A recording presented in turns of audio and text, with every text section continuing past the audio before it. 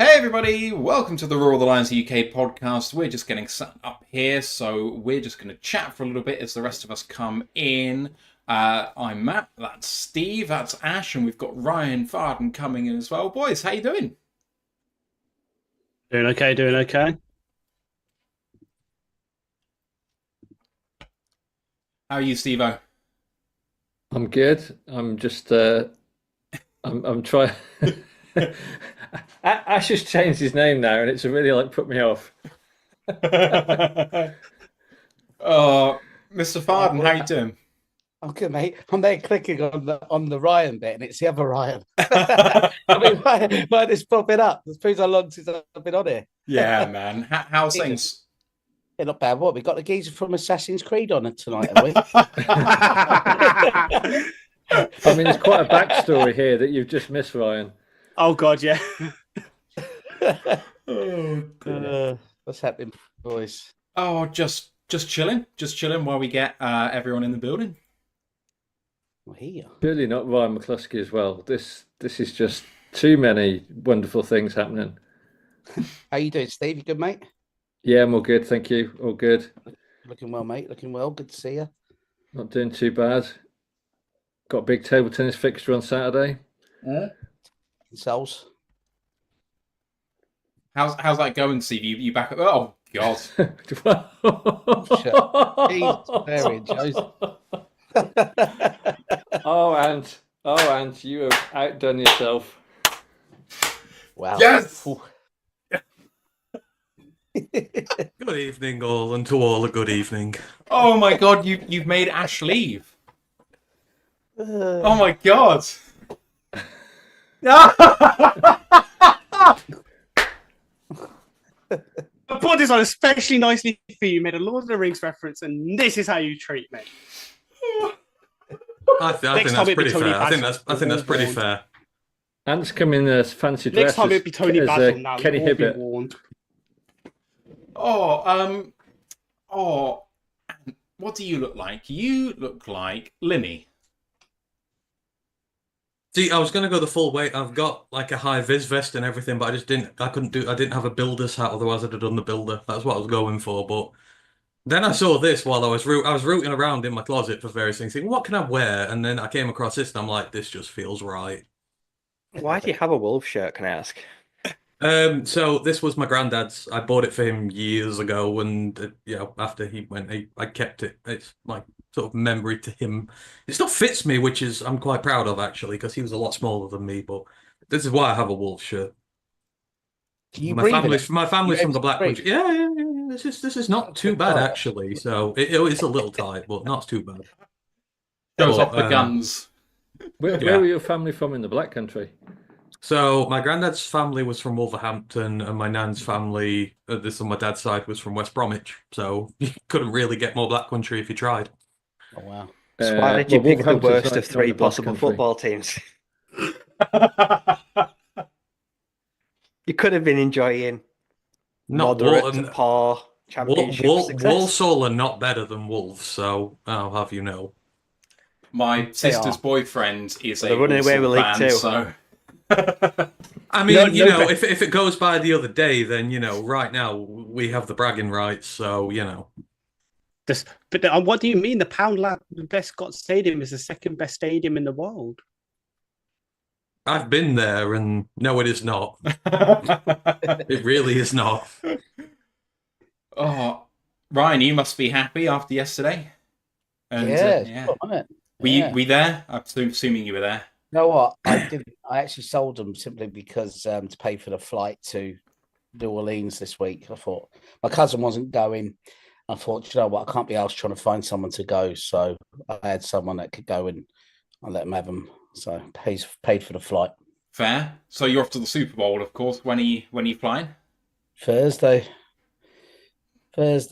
Yeah. So obviously, one of those I had to commit to the ticket. So it's like $2,500 for a Super Bowl ticket. It's what it costs. So obviously not going to be without it just in case we got there, because we all know it'd probably be about 8 to 10 grand. So I thought, yeah, I'll take that. But I got a little bit lucky. He allowed us to buy an extra 2, and it's paid for my ticket. So basically, it's just going to call run money now is all I need for over there. The Nice. most important type. Yes, indeed. Okay, is everyone happy with what award they've been allocated and where? Or is there anyone not happy with it? I've linked who the nominees were, who the winners are, and there's a graphic with a backstory to each one if you need it, or just go with whatever you want. But has everyone seen it? Yeah. Did someone say no in there? Yeah. It's a chorus of yeses, and one person said nope. Oh. What do I do? Do I click on it from my phone? Do I? Nominees and then the winner. All right, that's pretty simple enough. Yeah, Okay, hopefully. cool. So I think you've got two: Game of the Year and Most Improved, Oh, okay. All right. which is MIP. Anyway. Everyone happy if we go? All right, let's do this. Recording in progress. Welcome to another edition of the Royal Alliance UK podcast, episode 326, and the winner is... My name's Matthew Turner, alongside Ash, Ryan, and Steve. How you doing, boys? Not too bad, thank you. All good. I've just been thinking about our American audience and how the listening numbers are just declining as we continue to chat non-league soccer. Ryan and Ash, you well? I'm I was good. doing okay.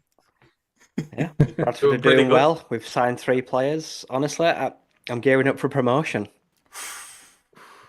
This is big chat.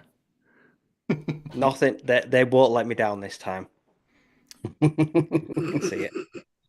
Oh, man. You know what you're doing. All right. This is the 2025 season awards show for the Detroit Lions. It's our 4th time doing this, 3rd on YouTube. If you've watched it before, you know what we're going to do. But we are going to go through a bit of news first, and there's plenty been going on.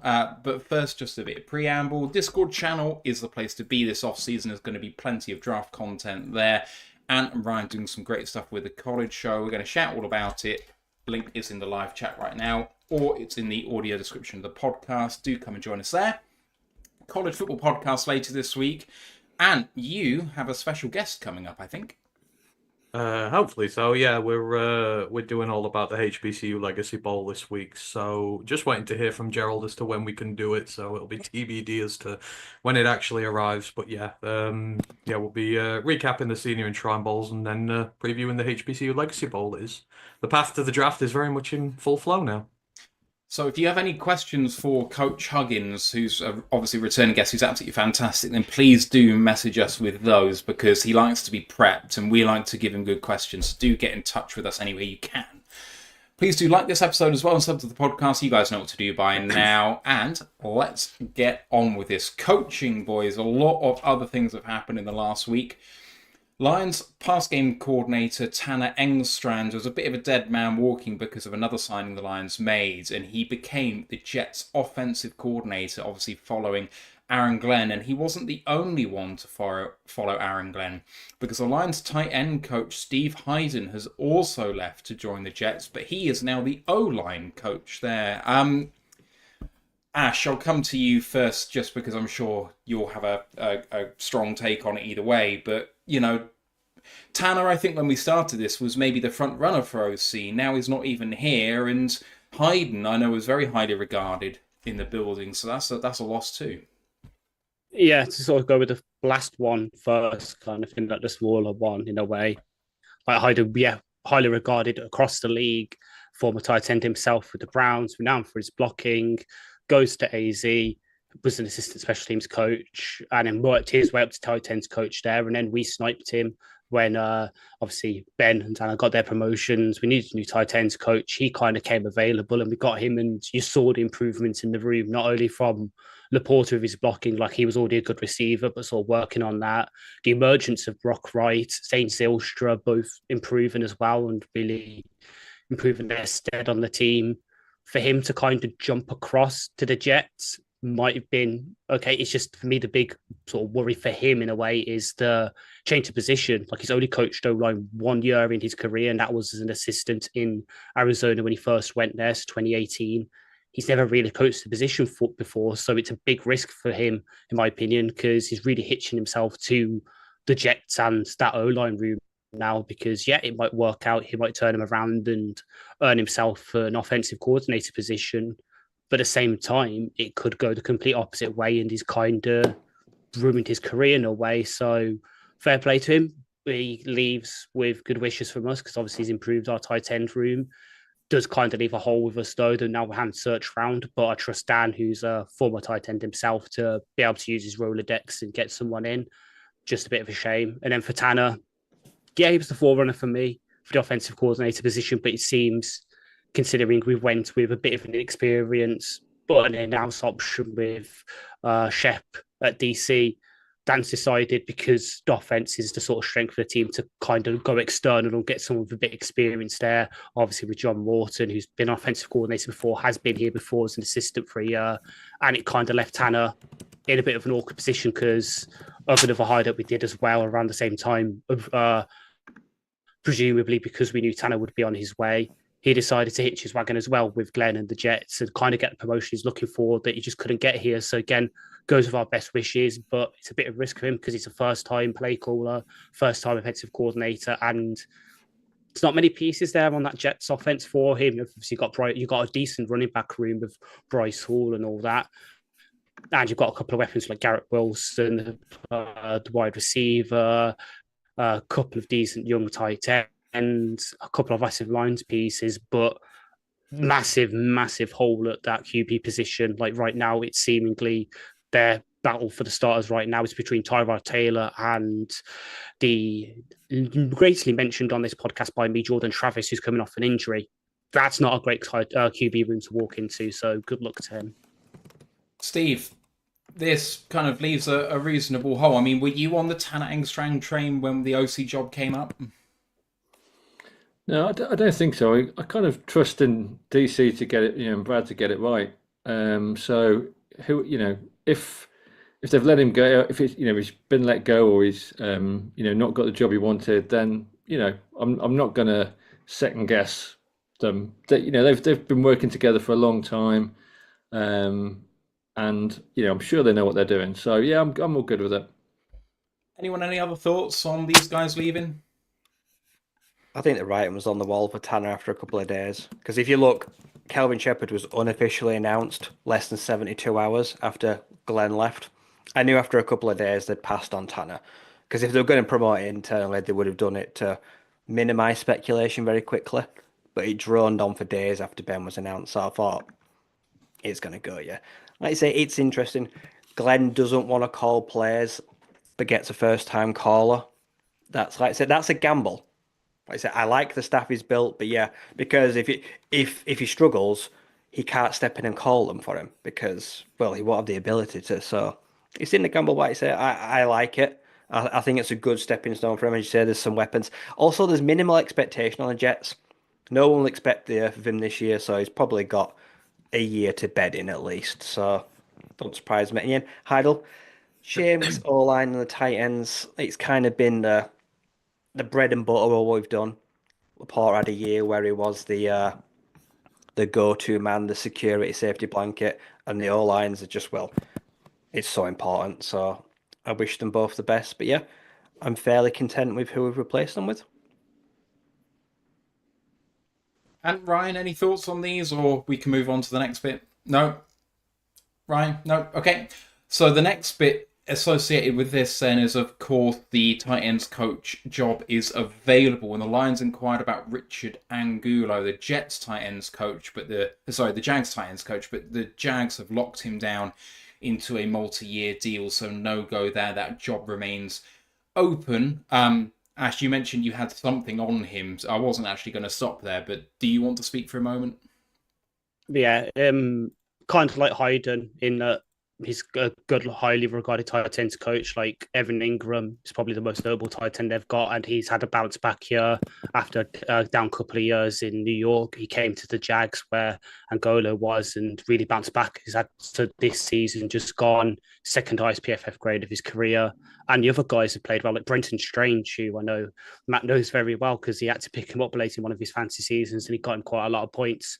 It's another guy who's known for taking tight ends and improving and working on their weaknesses. So he would have been a really good hire, but unfortunately, Liam Cohen keeps him in Jacksonville with a nice new contract.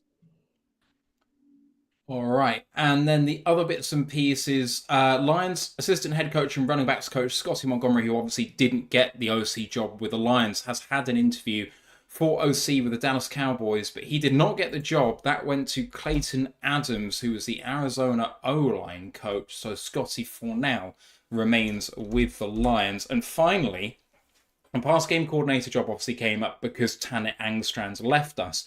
And I think that the whole world was surprised to find that the Lions have hired the former Stanford head coach David Shaw as pass game coordinator. And I'm going to throw straight to Ryan McCluskey and Anthony Fitzpatrick on this, just as the college bods. I gather that he's particularly highly regarded. I mean, some people were shouting for him to be a head coach in this cycle. Well, the Bears were interested in him. Like I say, I believe offensive coordinator and a wide receiver coach are potentially mentioned. The stuff he did start at Stanford, like I say, he's a Pac-12 legend. He's a Stanford legend. He has like a 0.784 win record with them. It was like 92-50. He was incredibly good.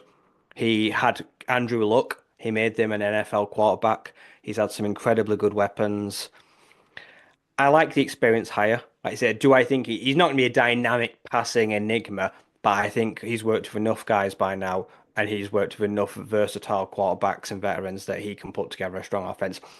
For me, I'd have liked David Blau, but he looks untouchable.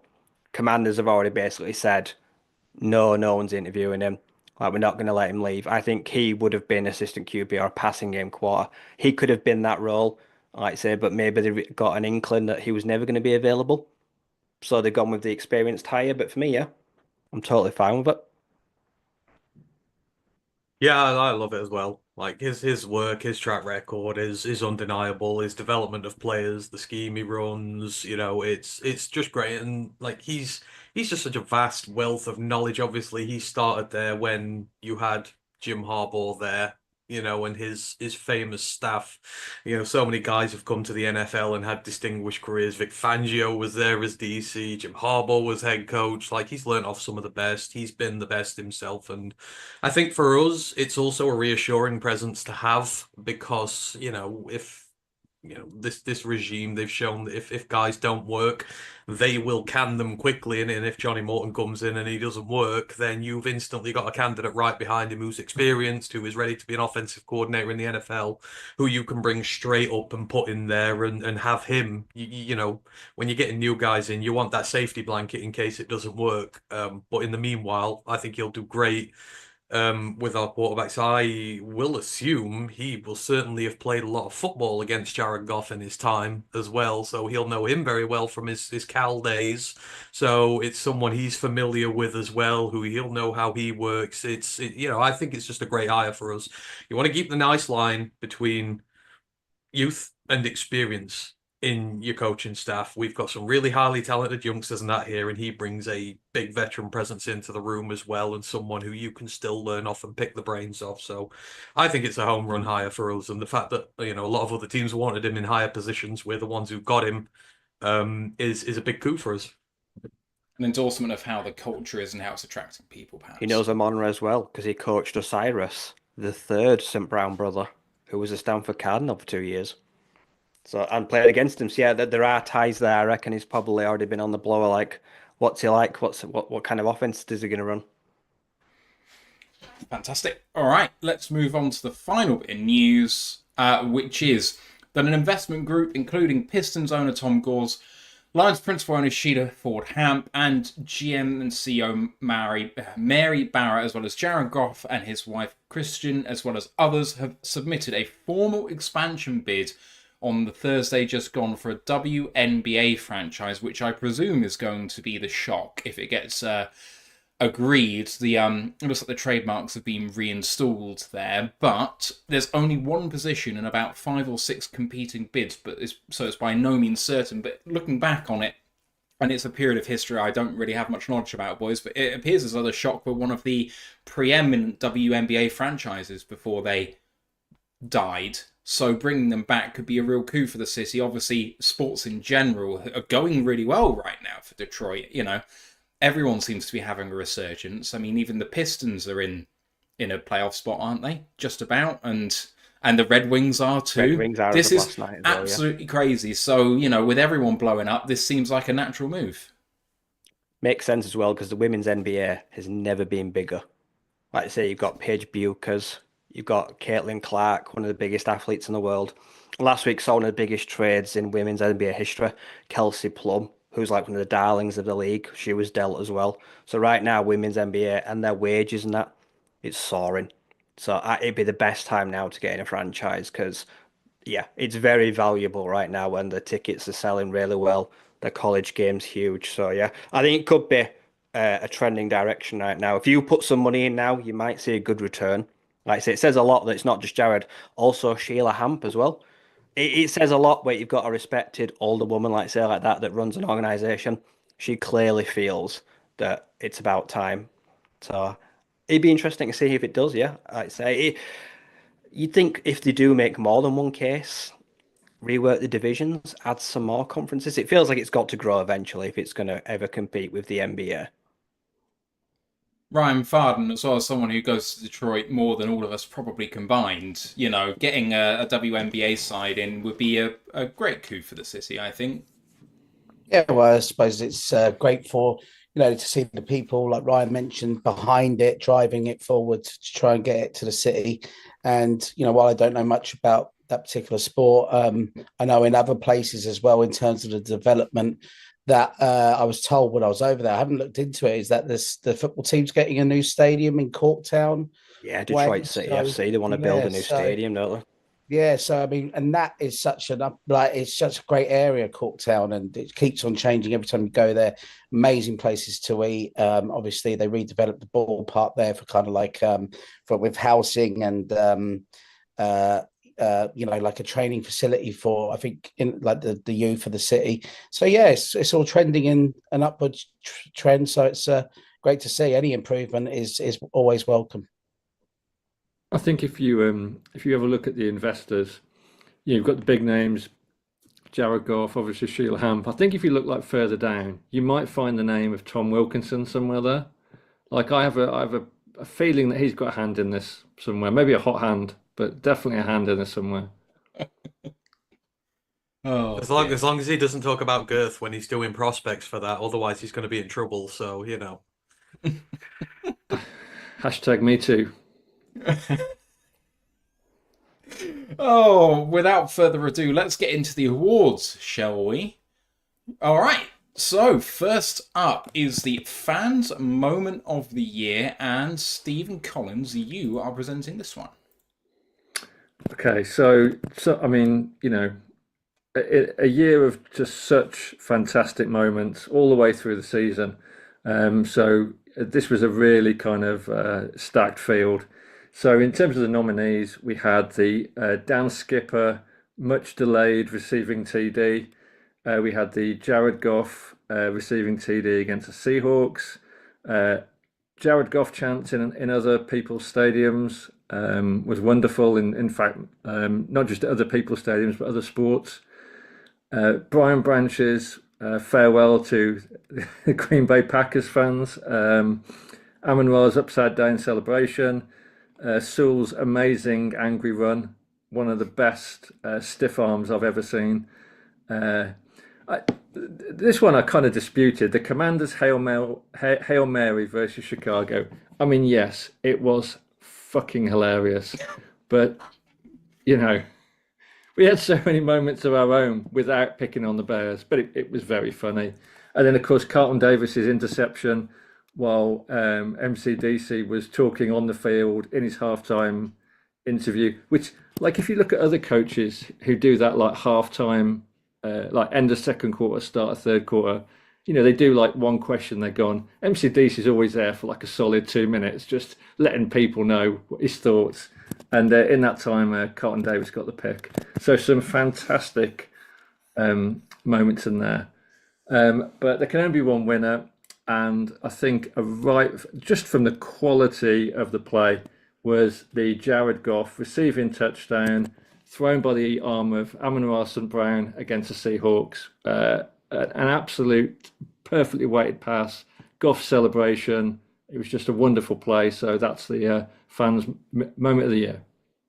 Boys, some absolutely fantastic moments there, and the Goff receiving touchdown was absolutely fantastic moment up there. But so many amazing points in this season. It was quite the thing. We haven't seen the like, I don't think, in a long time.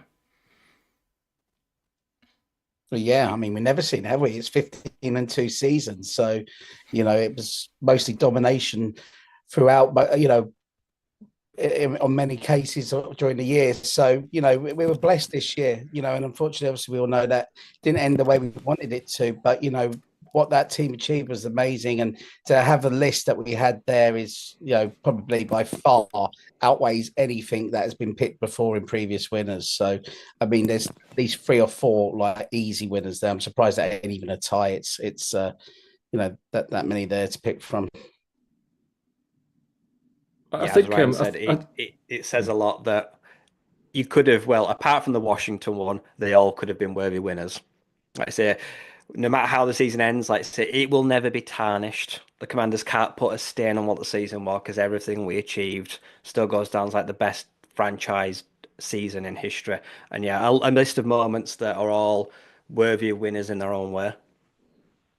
There's so many, we could almost break it down into like on-field moments and off-field moments, because for me, the Brian Branch iconic double bird at Lambeau just symbolizes so much. It's the fact we've gone 6-0. They sold it. Oh, yeah. I mean, we've gone 6-0 in the division, back-to-back North titles. We've swept the Packers again. And, that was just such an iconic moment. But, we've had such amazing plays on the field. So I guess you've got to spread the love around. Yeah, I agree. I think I picked the Brian Branch one. That was definitely, I think that was the one that edged it for me. The Commander's Hail Mary did actually get 1 vote by the fans. There was someone sicko enough to actually vote for it, which is absolutely amazing. I love it. I almost feel bad that there wasn't a hook and ladder in there, but we ran so many of them that I just couldn't choose one of them to go in.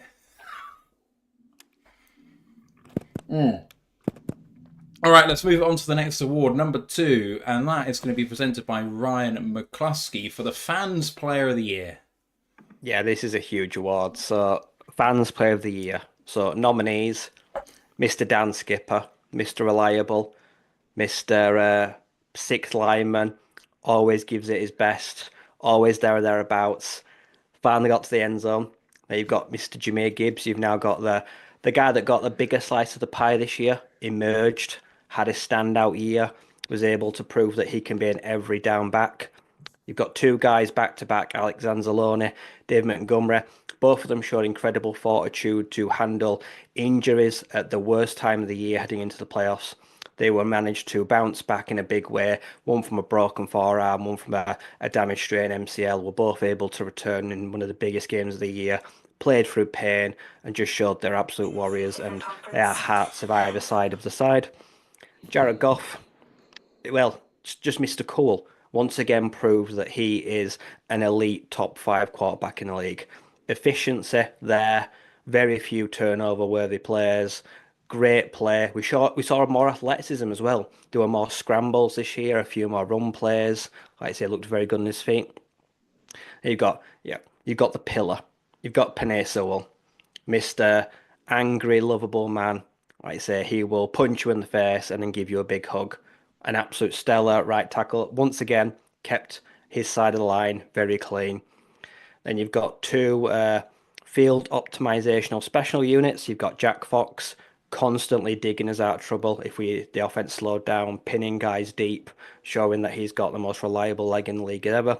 And then a surprise pick, we've got Hogan Hatton. Special teams are sexy, and everyone needs to understand that now. And a kick or a punt is only as good as the snap. We've seen a lot of bad snapping in the league this year, but not in Detroit. So this is a very undervalued pick.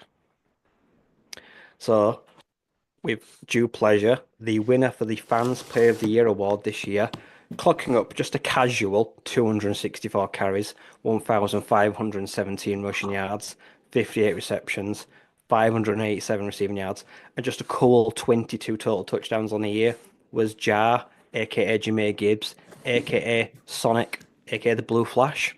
I couldn't think of anything deserved because he took the step up of complimentary running back to I can put the scruff of the offense on my shoulders and break out a big play when the team needs it most.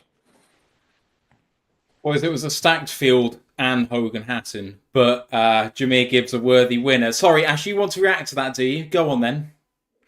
Yeah, come on. Like, as Roy quite rightly pointed out, and me and you should know this better than everyone. Me and you are sitting analysing them. Long snapping matters, and I'm sure that he very much appreciates the 2 votes I gave him. I knew it was you. But but in honesty, Gibbs does deserve it. Like, the fact he's gone from 12 months ago, everyone's still saying, the Lions shouldn't have picked him at 12 overall. What an overdraft to pick a running back that high. He's not Bijan Robinson, blah, blah, blah. So now to suddenly, and I'm going to obviously swear here, but a dickhead Vikings fan who I spoke to on Saturday saying, one of the few good things he said about the Lions is that Jameer Gibbs is the second best running back in the league behind only Saquon Barkley. That sort of change in opinion about him, not just for Lions fans, but league-wide, shows why Gibbs is deserving of this award, because he's sort of the breakout guy for us this year in all manners of the word. Bijan Robinson goes to bed in Jameer Gibbs pajamas and has a David Montgomery nightlight because he's scared of the dark. That's all I'm going to say. When you were doing your aliases for Jameer Gibbs, Ryan, you missed out. Mr. Good teams don't take running backs in the first round. Hello, Bears fans. They just pay him league-leading money for mediocre performance instead. And do you want to speak about Hogan Hatton? You must be itching to.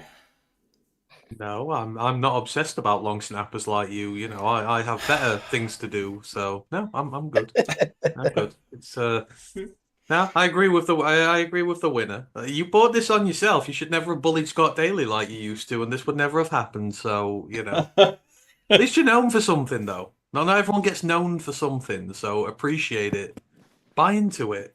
Mm-hmm. We need to get you an LSU T-shirt, and we will get you one. We'll get you one, and we'll get it sorted. You can wear it with pride all the time. But yeah, Jameer completely deserves this award.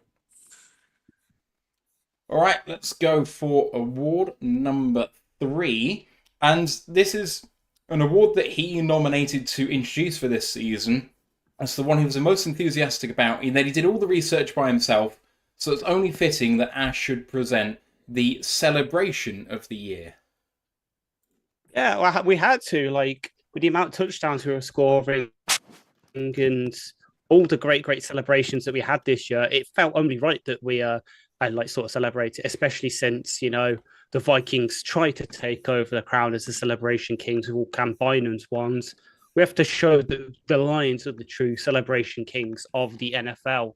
And so, yeah, I sat there, I watched a load of compilations and thought long and hard about it and came up with the following nominees, though we did have some additional ones put in on the end, quite rightly, that I cut off initially, then put back on.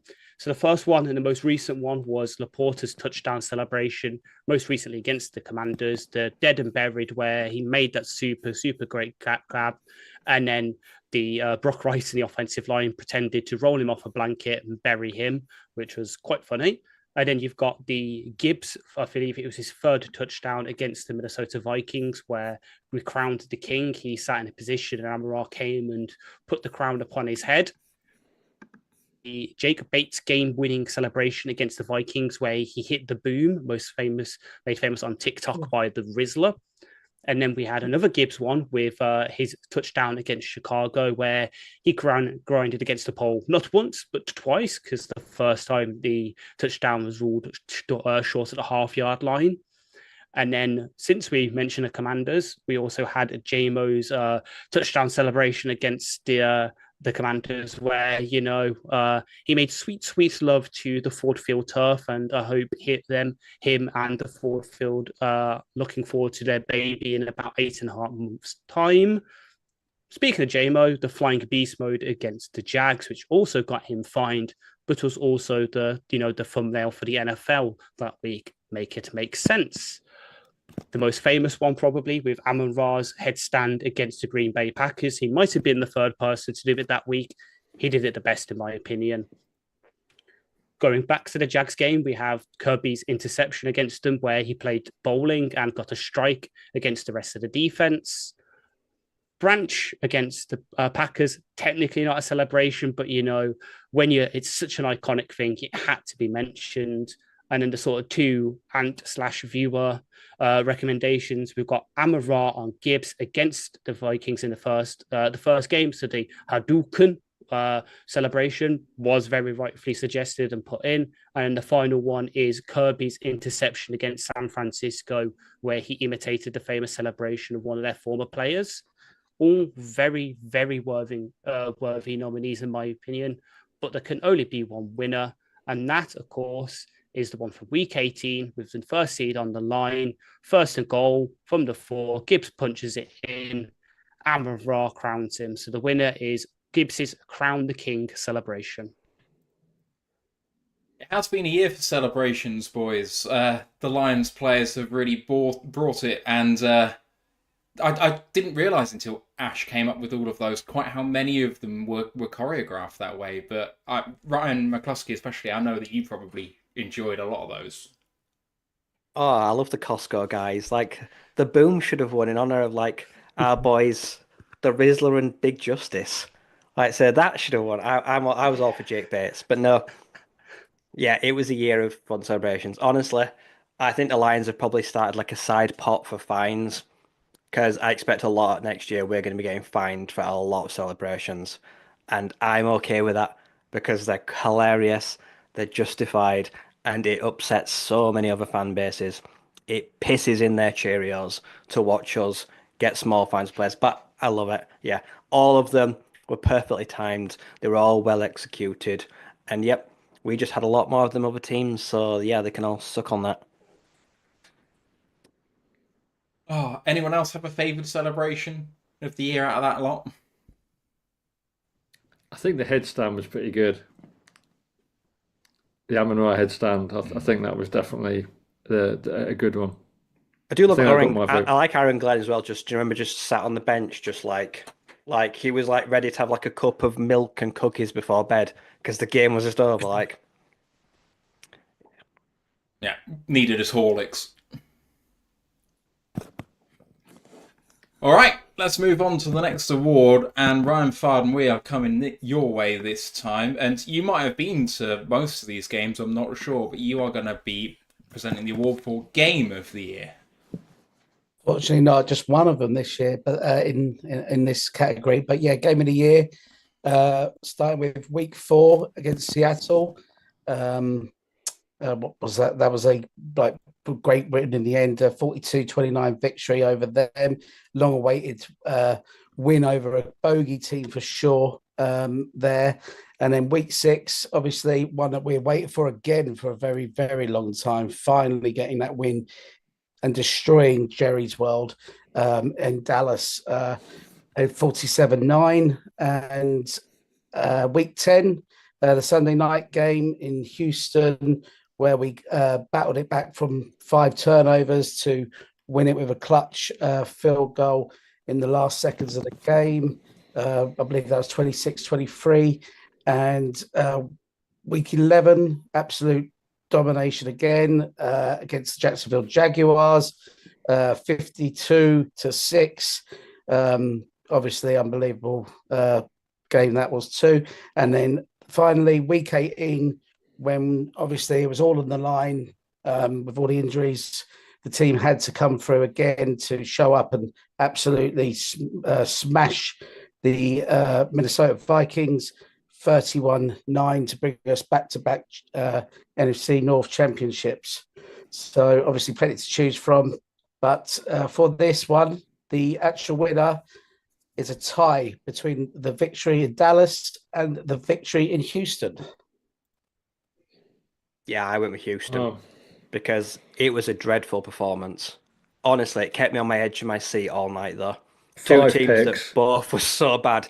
And like I say, what was it? The biggest kick Bates had ever made, 57 yards. He looked cool as ice. Like I say, and when it just drifted in the post, it just made it. Oh, I let out a cheer. It was a long night. It was a painful night, but it was so sweet, that victory. That was a game a couple of years ago we would never win. We could not win that game with so many turnovers. We would have got crushed. Yeah, but the resilience, the defense was outstanding. You see the look on Ryan's face when other Ryan said that this was a tie. We know Ryan is our resident tie guy. That made him really excited, that did. Yeah, I predict a tie every year, and we get so close. We've been to 2 overtime games like 2 years. I'm getting there. Eventually, it's going to come. Yeah. I mean, like the boys said, we had no right to really be involved in that game, but I think it gets forgotten that the defense properly turned up in the second half and obviously didn't give up any points, which was unbelievable. And like you said earlier, I think it was mentioned, Campbell was having the interview at halftime and, saying we need a turnover here, and then bang, straight away we got one. So, and it also made Jack Bates a household name for us as well. I think he had connections with the city of Houston, selling bricks there last year or something. So another fairy tale kind of game, for Detroit, and it just raised his confidence no end. Jack Bates, and he was just phenomenal for us all season long. But I think he became like a fan favorite there and then that day. Yeah, all right, let's move on to the next one, which is actually one of mine, which I have not prepared for. Whoops. I spent too long actually trying to prepare for everyone else's awards that I haven't actually thought about my own. So this is for the play of the year. And the nominees for that... No, right? Why doesn't my computer not want to work? The nominees, the Fumblerooski touchdown against the Chicago Bears. Obviously, everyone thought that Ben Johnson was putting himself in the shop window, and of course he ended up going to the Bears. Did that do it? We had the Amon-Ra St. Brown passing touchdown to Jared Goff, which of course won the moment of the year for the fans. The Dan Skipper receiving touchdown, which was obviously a fantastic moment. Finally, he reported eligible. You had the Monty passing touchdown, which I think all goes too overlooked. I mean, the spiral he put on that was absolutely terrific. The JMO end-around touchdown against Washington, we really needed something in that moment, and he absolutely brought it. Had the branch delay blitz against Minnesota. And then finally, the Carlton Davis III interception versus Houston straight after the Goff interception. So in that moment where we really needed one Goff just through a pick, then Carlton Davis came up with, I think that was the second of his picks in that game. It was absolutely spectacular. And I must admit that I cannot get this. There we go. So the winner is the Fumblerooski, and what else could it be? But everyone looked at it live and thought, oh my God, what's just happened? I mean, I think it fooled everyone for a minute. Then people started whispering and talking. I think they meant it. The more you watch it, the more you realise they planned it. So the Lions are 27-14 up against Chicago. Goff fake stumbles, and Gibbs rolls and stumbles out of his way before getting up to block, which is really underrated part of the play, actually. Goff recovers his feet, and of course the safety and corners have all come downhill to try and sack Goff. Laporta is all on his own with about 3 yards of separation to go for 6, and that really stuck the knife into the Bears for that game and kind of ended things. Boys, so there's so many good players drawn up in there, and again, no hook and ladders just because there's so many of them, but the JMO end around was such a big play in that moment, even though we lost that game. And Skipper deserves such a huge shout out because it's in the Dallas game. Obviously, we tried to feed him the ball so many times and it never quite worked. But we finally got him one. There should be an award for best hook and ladder because there's enough examples. Yeah, we did it, and then everyone after us, like, they just start copying us, don't they? Because they want to be us. Like, ugh, get your own players. I loved it though, because the whole fumble Rooski, people thought it was so disrespectful. Like we were just taking the piss out of the Bears for even trying it, and we were, and it was beautiful, and it upset so many people. Like, don't get upset. Just you try execute it as well as you did. I bet the cart. So yeah, but yeah, a great, an incredible year. Yeah, Dan Skipper deserved a touchdown. Like I say, he did a lot of hard work on those trenches, a lot of runs this year. Like I say, got rolled up on a ton, and then yeah, he got his moment in the spotlight. And then was that the game where he was puking when Dan Campbell went to him at the end in the celebration? Or was that another one? Yeah. That was the Colts game, I want to say, where he came in for Decker when he got injured. That one, yeah. No, yeah, it was a great year. It says a lot when you can't fit half your trick players in the things. Like I say, well, let's see if the Bears can run them as half as good as we did. I bet the cart with their personnel.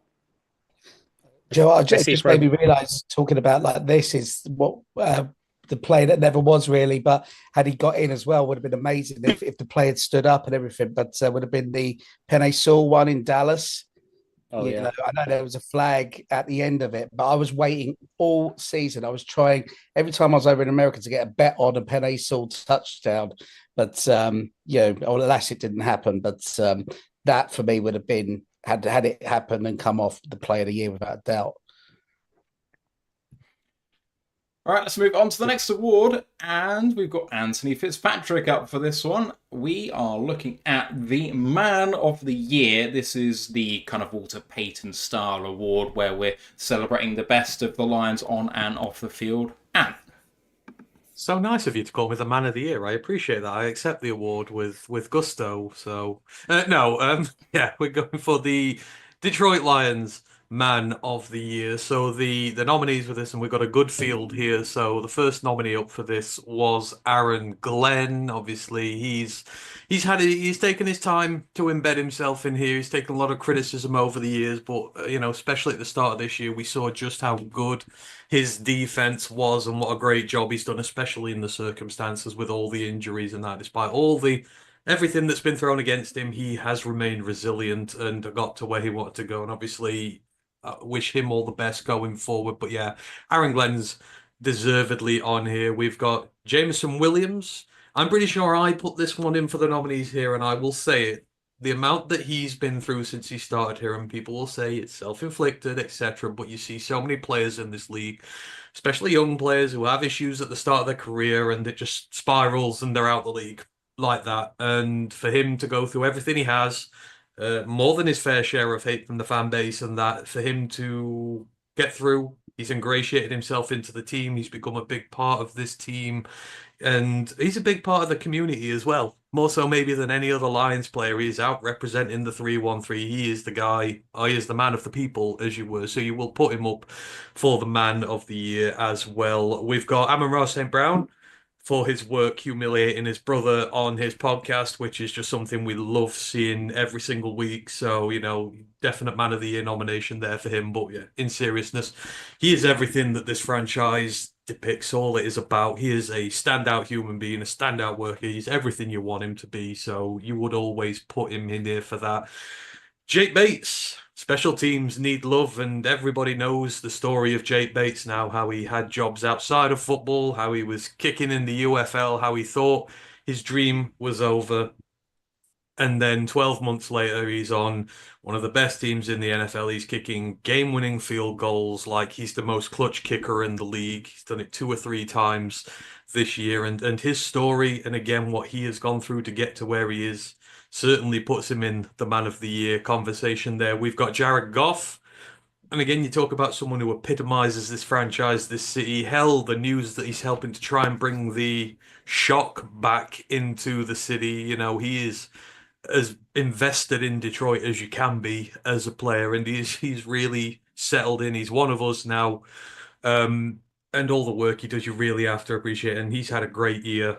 You've got to put him in there for the Man of the Year as well. And then we've got our big fisherman, Frank Ragnow. I mean, how can you just not love Frank and everything he's been through for Detroit as well? Obviously, all the work he does outside of the franchise as well, his charitable work, but his work on the field. We got to see him at the Pro Bowl games as well. I just love everything about Frank. So, you put him in here for this as well. So we've got Aaron Glenn, Jameson Williams, Amon-Ra St. Brown, Jake Bates, Jared Goff, and Frank Ragnow. And the winner of Man of the Year for the Detroit Lions is Frank the Tank Ragnow at center. Obviously, it's not just the stuff he does on the field for us. Again, leads by example, plays through injury. He is just an absolute Iron Man that you are unable to break, but off the field as well as been one of the most entertaining fishermen you will ever see in your life. His Rags Remembered Foundation as well, that's created to bring the healing power of the outdoors to kids whose parents have passed away. He is very much involved in that, and I think you would struggle to find someone who epitomizes what this entire team is about on and off the field more than Frank. So very much deserved. Our center, Frank Ragnow, is the Detroit Lions Man of the Year. And boys, I think it just goes to show not just Frank, but all of these guys would be worthy winners, and it must be a source of pride for the city and all the people who support the team that it's a group of people who are all stand-up individuals. Yeah, it goes without saying, everyone always argues who's the NFL MVP. It doesn't matter because everyone knows the Walter Payton Man of the Year award is by far the most prestigious. It's the one you want. Like I said, these kind of awards, it doesn't matter what you do in the field. Like I say, it matters what you do on the sideline, in the locker room, outside the complex. What you do with your spare time is far more important than what you do with the wage you paid. Like say Frank, who lost his dad, started the charity, takes kids fishing, hunting, skinning deers. Like I say, but these things, like I say, they've lost their parents, they're in foster care, they don't have their parents, people have not been able to teach them. He's teaching them valuable life lessons. Like I say, he's trying to like I say, help them. Like I say, on outside. So yeah, a lot of these guys have been really good in the community. I think Jameson, wasn't he delivering turkeys to families at Thanksgiving? He was, wasn't he? Yeah, like I say, despite like I say the leagues and the fines and that, like I say, he's not worrying about on the field stuff. Like I say, he's just trying to get acclimatized, getting to the people of Detroit, trying to get everyone on side. Like I say, to prove that he's a mature, law-abiding citizen, which everyone knows he is, and he can integrate. So yeah, a lot of these guys did a lot of their best stuff outside of the facility, and that's why it's the best award. It should be the most prestigious award because it says the most about you as a person. Anyone else, any other thoughts on these guys? All right, we'll move it on to Steve's second award. So, Steve, you are presenting the Coach of the Year. Yeah, so obviously, like in a year where we've gone 15-2, and 6-0 in the division, the coaching staff have just been superb this year, and probably it's been the injuries, because every single department has been hit by injuries, and the way that we've kind of like overcome them and never moaned or complained about it. So it's no surprise to see all of our main coordinators in there: Dave Phipp, Ben Johnson, Aaron Glenn, who all had immense seasons, and then some of the other coaching staff as well: Hank Fraley, Antoine Randall. I mean, we all saw how development in the wide receiver room with Tim Patrick coming on and JMO's resurgence, Terrell Williams, Mark Brunel, Kelvin Shepherd, again, like making do and mending when injuries struck, and Chris Spillman. So, fairly predictable, all those names in there. And you could make cases for, I think, 3 or 4 of those you could make really, really strong cases for. One of those is no longer in Detroit, and that might be why he didn't get it. But the winner was, of course, someone who's very much still here, and that's Kelvin Shepherd, linebackers coach. And all I would say about Kelvin Shepherd is we've all seen him on Hard Knocks. We've all seen how he's coached up, not a bunch of stars, but some really kind of like unsung heroes. And sixth round pick Rodriguez, and how he's turned out to be one of the biggest stars on the defensive roster. How we coped with all the injuries, and when Anzalone went down and they were lacking leadership, and Jack Campbell was making a resurgence, Derek Barnes and then his injury. So yeah, this is a coach who's really made the best of what he could possibly do, and put together a really good linebacker room. That's a good unit, good in coverage, good in blitzes. With Hutchinson going down, they really needed the linebackers to put in a shift in terms of pass rush as well. And I think Kelvin Shepherd's done such a good job. He's been rewarded with the big job of defensive coordinator. So I think a really good well-deserved award there.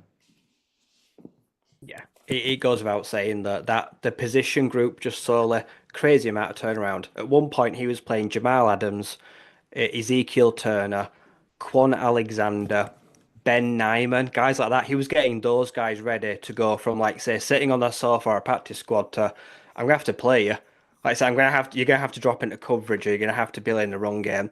So yeah, he has been stellar. He's got the guys going really well. He's got them conditioned. He's got them at least ready to be serviceable. We knew none of them were going to be stars, but we needed them to just plug a hole, like say, plow in head first. And yeah, the turnaround, Jack Campbell had a good, not great rookie year. Obviously, it's a difficult position to learn, but this year he grew up a lot. And he, like you say, next year he will be the leader everyone wants. Like you say, permanent green dot. Like you say, he won't phase, he'll phase out Anzalone slowly. Campbell will be the man. And like I say, he is Kelvin Shepherd's eyes, he is his ears, and like I say, he's part of his brain now. And everything he does is a reflection of how ready he's been got. So yeah, I'm very happy with this, and it's a deserved promotion for me. Yeah. I think after Dan, he's the one who's the easiest to root for on this team in terms of a guy you just want to see have all the success in the world. I think ever since day one, when you hear his story on Hard Knocks and all that, and it just ever since, he's just got something about him. He's not afraid to make the difficult calls. He was blasting his top guys the first year he was here, saying they were getting outplayed by some rookie they just drafted in the late day 3, and he's like, I'm not afraid to use him. He'll put the challenge marker down, and of course the greatest attribute to a coach is the development of players, and you've seen, especially with Derek Barnes over the last couple of years, it took time, but he got there to the point where, he was a big miss for us when we lost him. He was so critical in our system, and the development was huge. Rodrigo's development has been huge to get a guy who was taken down so late to become such a big part of this team. I mean, even Anzalone, from when Anzalone came here to what he is now, like, he is night and day where he's at. And as I said, probably one of the people we missed the most out of everybody who got injured this season. His difference was the biggest, which just goes to show you how critical he is to this team. And again, testament to how good Kelvin has done. There are very few players who have come here and not gotten better under him, but our core 4 have all gotten a lot better under his tutelage. And now he's DC, like, put in a tweet, I would run through a wall for him like I would for Dan, and I hope damn well that he's successful with it. So, you've got to give him kudos for that. And I think, again, every coach deserves a claim to this award for how well we've done. But in a stacked field, he's the one who stands a little bit higher. I mean, Anzalone was all over the place in his play, in his first, certainly for the first half of the season. And he never gave up, and he never really stank the place out with, a terrible performance, but he was all over the place, missed tackles and, terrible pass coverage. And I mean, just what a turnaround. Yeah, I think the thing for me about him is what's impressive is every single linebacker potentially had their best seasons in a Lions uniform, but when you went all the way down through the injuries, it took the elite game planners to take advantage of that weakness, because when it came to the play callers who aren't elite, even when you had these people off the street, they were so well drilled that they were passable as starters.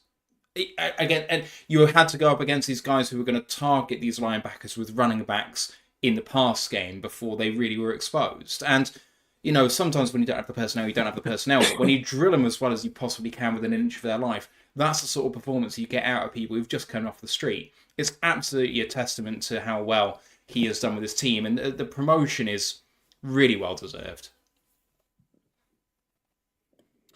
All right. Next one is Ryan McCluskey announcing the signing or tradee of the year. Yeah, this is a hard one. You can make a very strong case for all of them. So signing and trade of the year. First, we've got Carlton Davis, who I believe we sent, was it 2 third-round picks?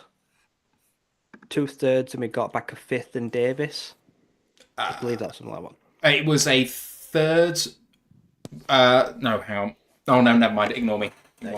Yeah, but Carlton Davis, that trade was huge because he knew opposite him would be a first-round rookie corner.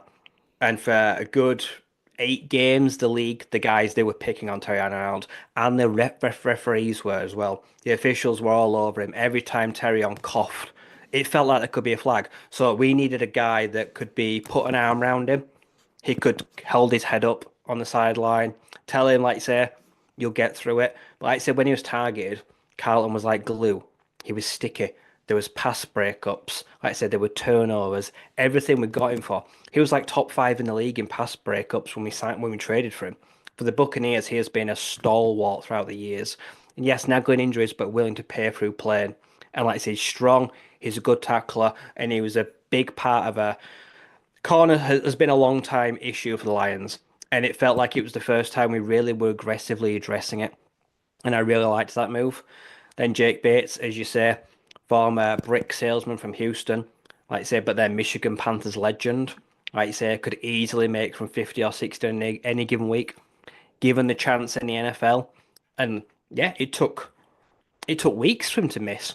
He made a 58, a 56, a 57.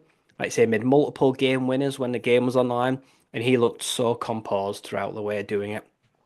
Amik Robertson, another guy, like I say, smaller, but like I say, he's a bit like a Yorkshire Terrier. He's yappy. He's got that fight in him, despite being like 5'9". Like you say, he plays bigger than he is. He's got a mouth. He runs it. He was massive in the slot and played some outside corner when needed to pick up for the injuries. He was very versatile piece that made some big clutch plays. Kevin Zeitler. We lost the guard where a lot of people were upset John left, like saying it left a bit of a hole in the offensive line, so we had to do a bit of reshuffling. Next thing you know, a Pro Bowl guard just hits the market, obviously in the later in his years, but he finished 3rd in PFF among guards. He had an absolute stellar year. If he wants to play, you've got to make sure he stays this year. Then you got Tim Patrick. Obviously, Josh Reynolds left. He was that kind of clutch 3rd, 4th down security blanket. We needed a big guy that could box guys out.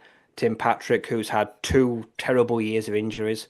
We took a gamble on him, and he made some biggest plays of the years. Like I said, on 3rd and longs in the red zone as well. He came up and came some big plays this year.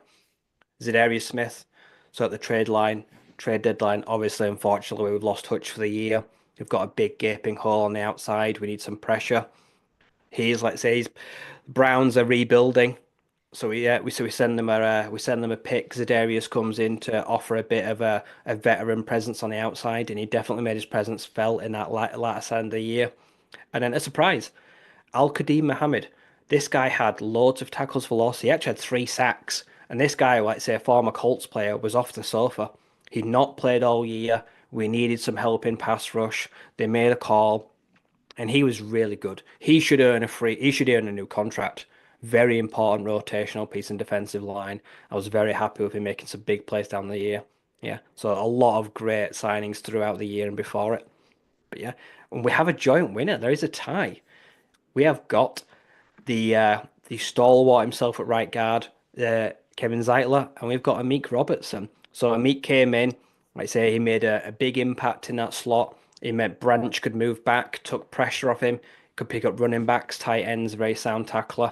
And Zeitler, posting 86.8 PFF grades, which is 3rd for guards. Without those 2 pieces at integral positions, we can't do the things we wanted to do. Yeah, I think Amik really became so important down the stretch. I mean, initially I think people were questionable on him, then the slot player goes down, he starts there, and just the way he plays, the swagger with which he plays with, he was so inspirational to the rest of the guys, and Zeitler couldn't be more opposite. Just goes out there, does his job, no fuss. So quiet, like you say, he's just he keeps himself to himself, like you say. And we're going to see how important Meek Robertson is next year if Davies don't return, because Carlton Davies is going to have a huge market. I don't think we're going to get involved in it. I think we're going to get outbid. So Meek Robertson could be very important next year, playing some outside as well. What about the rest of you guys? Deserved joint winners, perhaps?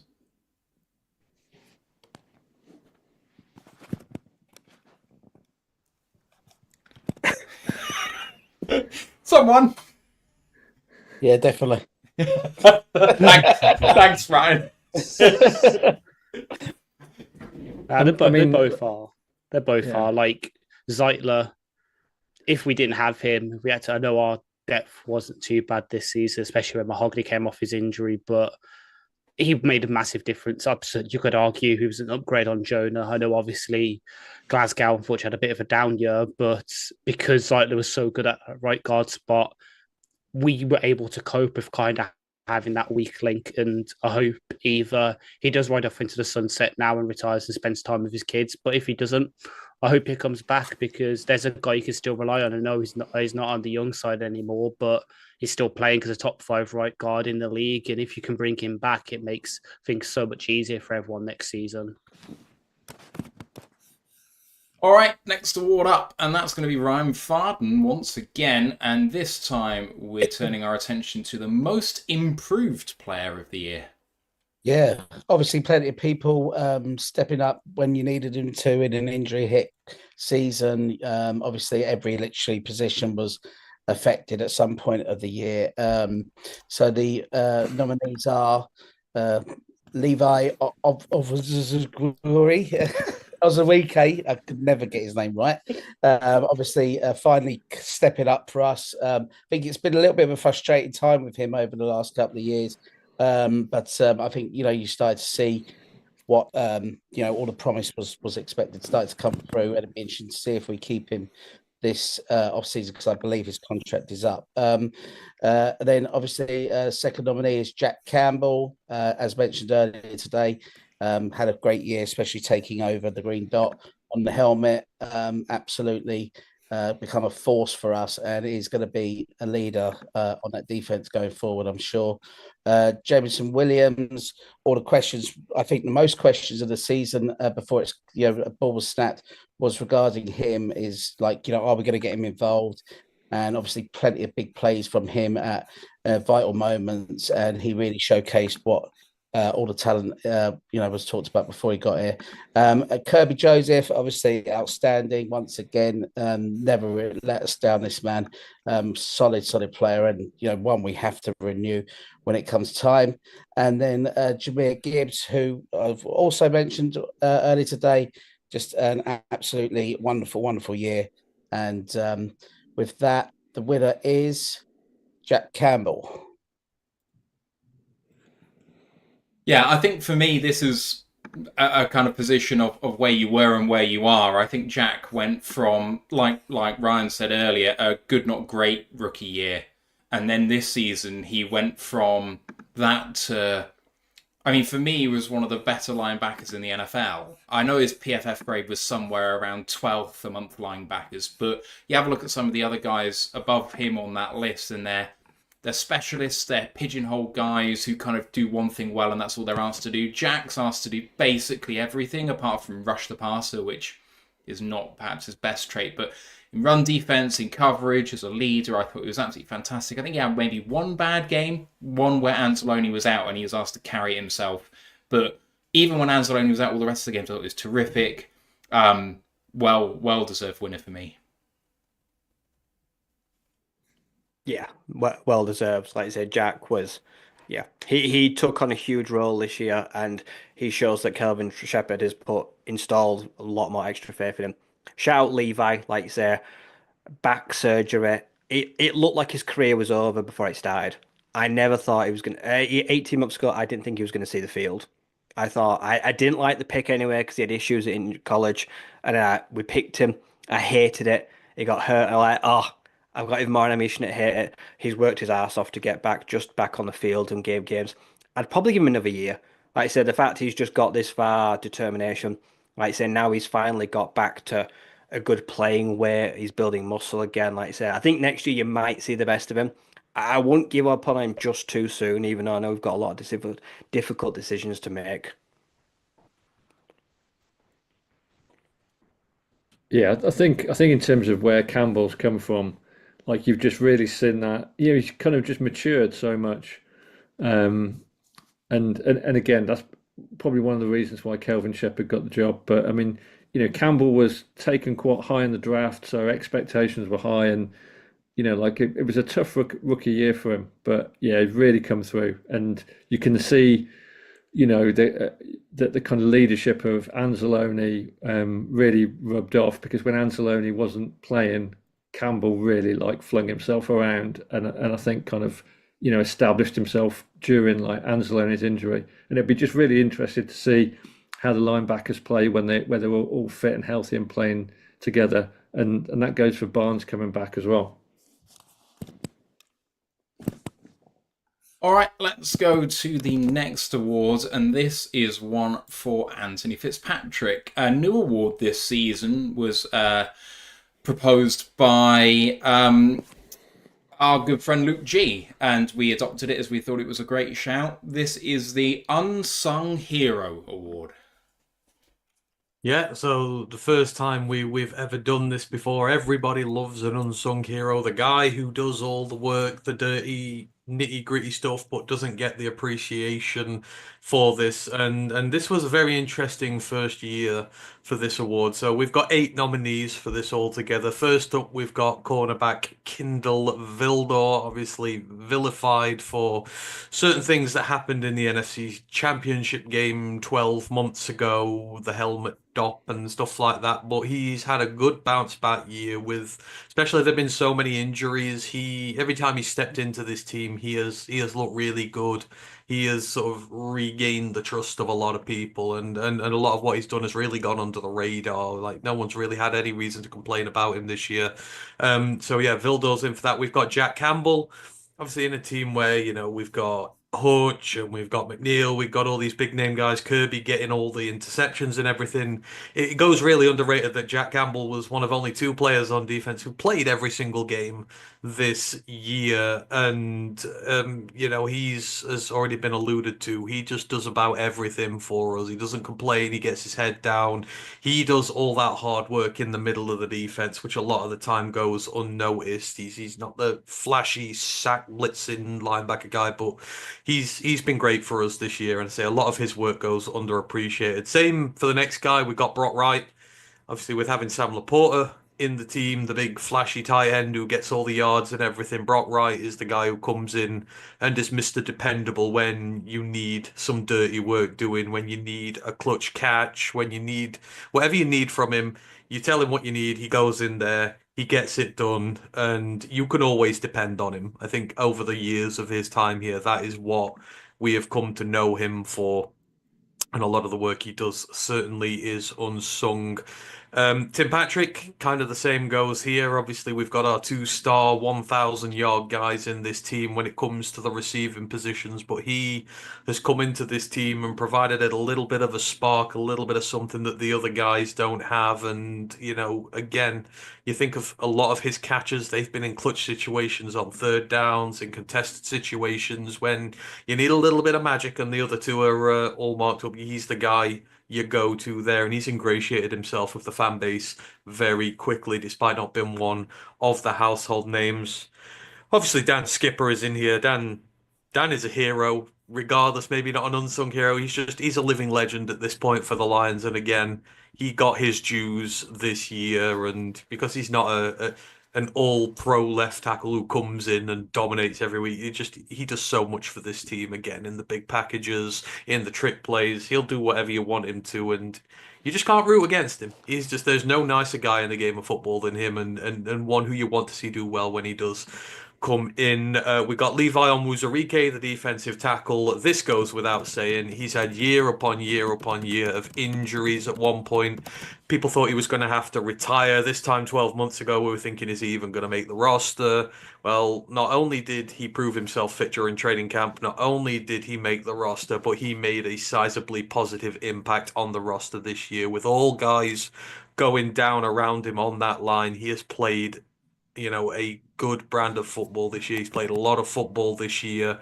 And again, when you're in those dirty trenches in the middle, a lot of the stuff you do goes unheralded, it goes unnoticed. But for him to come back from that injury and participate the way he did, absolutely should be up for the Unsung Hero award. We've got Sione Varkey as well, our rookie running back. Now, obviously, he's not done a lot of running this year, but what he has done a lot of is special teams work. And if is there anything more underappreciated in the game of football than special teams? Maybe not. Maybe long snappers. Mind you, that is special teams. So he's done a lot of positive on there. So Sione Varkey is in there. And then, of course, Amit Robertson, he's popping up all over the field and all through our awards as well. Again, with us having so many injuries in the secondary, as it's been mentioned, he had to wait his turn. He was a bit of a rotational player to begin with. Some might say a squad player, which I got cooked for calling him when he first came here. But as the season went on, he really, as another who got himself into this team, became a vital cog and really filled in when we needed him to, when other guys were going down, to the point where he's ended the season and you will pencil him as a starter on this roster. And again, not done all the flashy stuff in there. He's just done a lot of the nitty gritty hard work, which you would associate with being one of the guys who was less talked about. So we've got 8 guys here, and I'm pretty sure in saying this for the first time, this is the first time this has ever happened in the history, the 4 years of doing this award now. We've got a tie, but we've not got a one-way tie. We've not got a two-way tie. We've not got a three-way tie. We've not got a 4-way tie. We have a 5-way tie for this award. One more man, and we'd be able to fill the elimination chamber and decide who's going to take on Cody Rhodes at WrestleMania this year. Surely we can break the tie now. Come on, let's break the tie. We're going to do something that is also unprecedented in our awards history. We're going to decide it on air. So we had 8 guys. Sorry to Levi Onwuzurike, Dan Skipper, and Brock Wright. You're not in this. We have everybody else. We have Kindle Vildor, Jack Campbell, Tim Patrick, Sione Varkey, and Amit Robertson. So hang on, let's go around the room here from where I'm at. Matt, you can keep tally of this. Live elimination chamber. Elimination chamber to decide who takes on Cody Rhodes for the World Heavyweight title at WrestleMania. Steve, first up, who do we have out of Vildor, Campbell, Patrick, Varkey, and Robertson? Amit Robertson. 1 vote for Amit Robertson. Who's next? Ryan Farden. Jack Campbell. 1 for Jack Campbell. Ryan McCluskey. Don't go try and agitate him for ties here. Tim Patrick. Oh god, I'm gonna have a tie again. Ash is so picking Varkey here. Ash, you're next. If anyone picks Kindle Vildor, they can get off the podcast. There's 6 of us here, and there's 5 nominees, so someone's going to get 2 as a minimum. Yeah, someone is about to get 2. And it's I'm not voting for Varkey. I'm voting for the guy who, I was calling for someone to fill his position all through the off-season, and then when we picked him up, we were loving him everywhere, stepping away. I'm voting for Timmy P. Give me Tim Patrick. So we've got 1 vote for Robertson, 1 vote for Campbell, 2 for Tim Patrick. That's 4. It's me and Matt now. I mean, I'm putting my vote in for Jack Campbell because I think he is the unsung hero of this team, because he is, 17 games this year. Yeah, I mean, the guy's just played lights out. He's not missed a beat, and he is really come on in his development there. So I think linebackers and DT guys, they are the unsung heroes. So we're going to have to break this down. If we tie again, then we can narrow the field further. Matt? So the guy I was going to vote for was going to make it a 3-way tie. So I'm going to limit my vote and try and break the tie. between Patrick and Campbell. I'll go for Patrick. I think it's underrated the impacts that he's had on the team and the way that he came in and contributed, and especially like the low expectation that came from him with all the injuries he's experienced recently in his career. I think it was the more surprising one, and really, no one's talked about him since the season ended. Well, okay, Ash, fine. You can look at me with those puppy eyes if you want, but I think nationally, Tim Patrick hasn't had a word spoken about him since the season ended, and I think that's pretty unfair with the way that he played this year.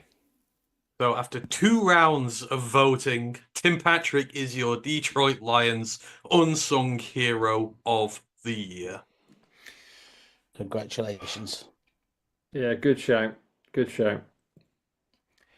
Ryan Farden, I know that you were going to be hopping off in a minute, so I don't know if you wanted to say any thoughts about the winner there. Was it you who was hopping? No, sorry, it wasn't No, you. it was me. Oh, sorry. My bad, Ryan. I forgot it just says Ryan. It didn't actually It say just everyone. said Ryan. I mistook who that was.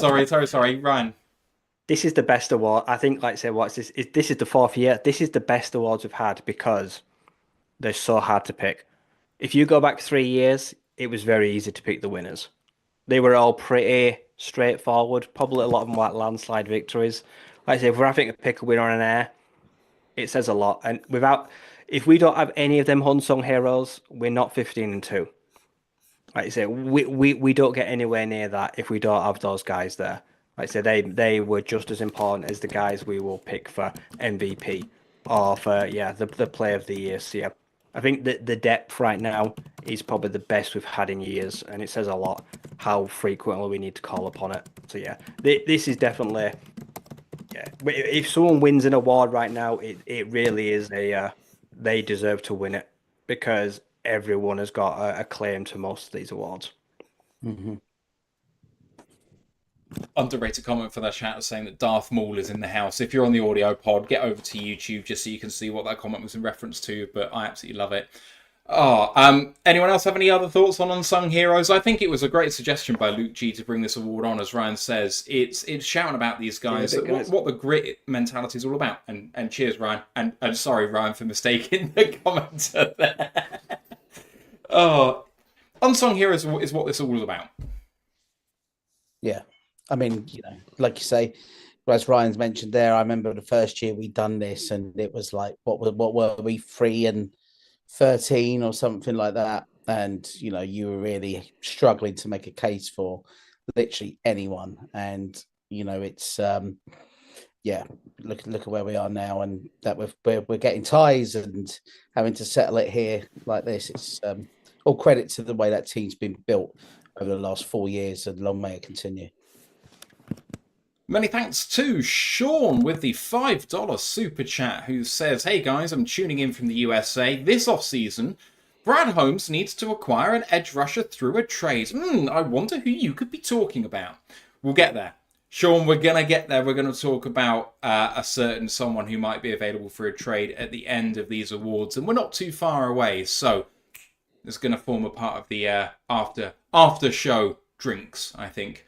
But we're going to progress to now the next award, and that's going to be announced by Ashley Soden for the Rookie of the Year.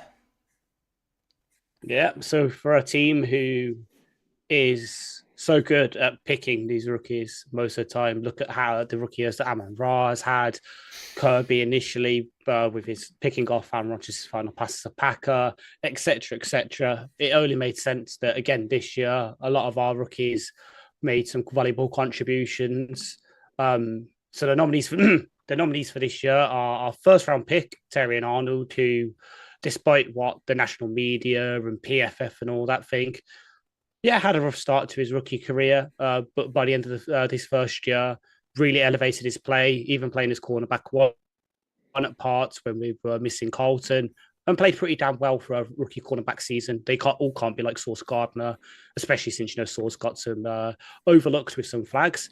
And the other 3 are special teamers, with Jake Bates, Hogan Hatton, and Sione Vake making up the other nominees, all of whom stepped in and took those roles by the scruff of the neck, especially Bates, who obviously came in initially to battle Badgley before Badgley pulled his groin and ended his own season.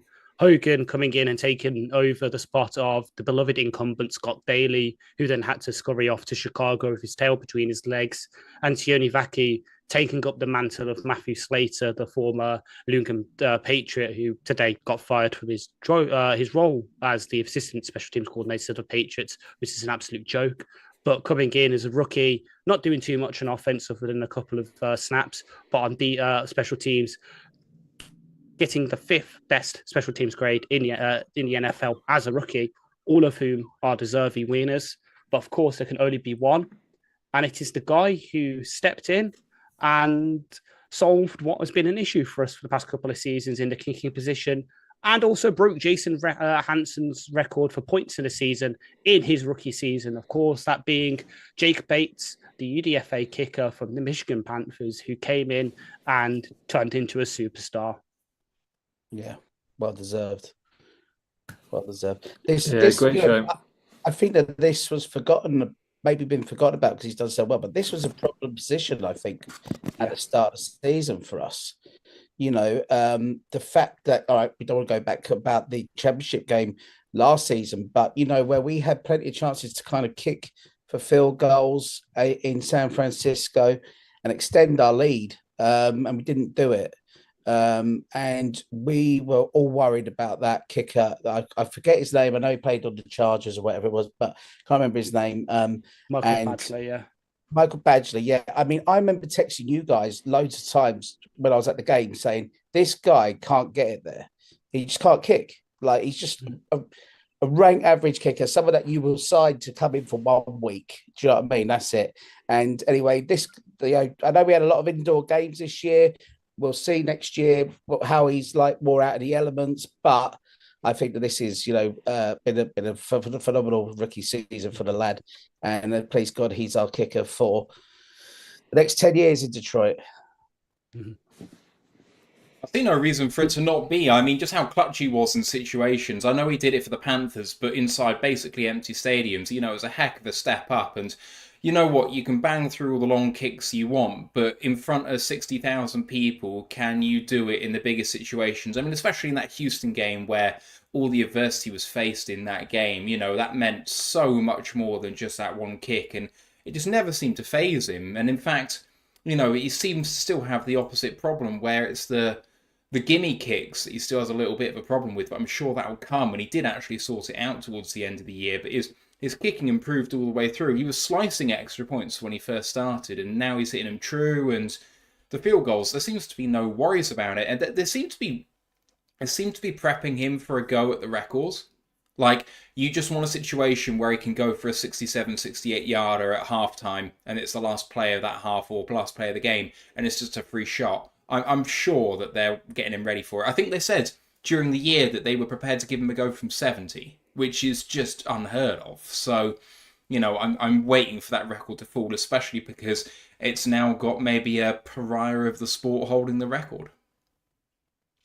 When the pressure's building, all you need is a Master Jake to make everything better again. Yeah, and we've not really had a kicker since Prater that, you know, it's kind of that I've kind of felt pretty confident in, and even Prater had his moment. So. Yeah, I love how everyone just glossed over Ant's comment there. By the way, love it. Master Bates. Master Jake. Master Jake works better. You got a Master Jake. Better than Justin Toucher. Yes, Brett was that one in the comments, and literally spit my drink out my mouth when I saw that. Oh, what did he say as well? Oh. The first thing he said, of course he would, like an AFC North rival, of course he'd be straight in there with the boot, so, you know. Oh, Justin Toucher, yeah. Sorry, Steve, to interrupt. I just couldn't let that go.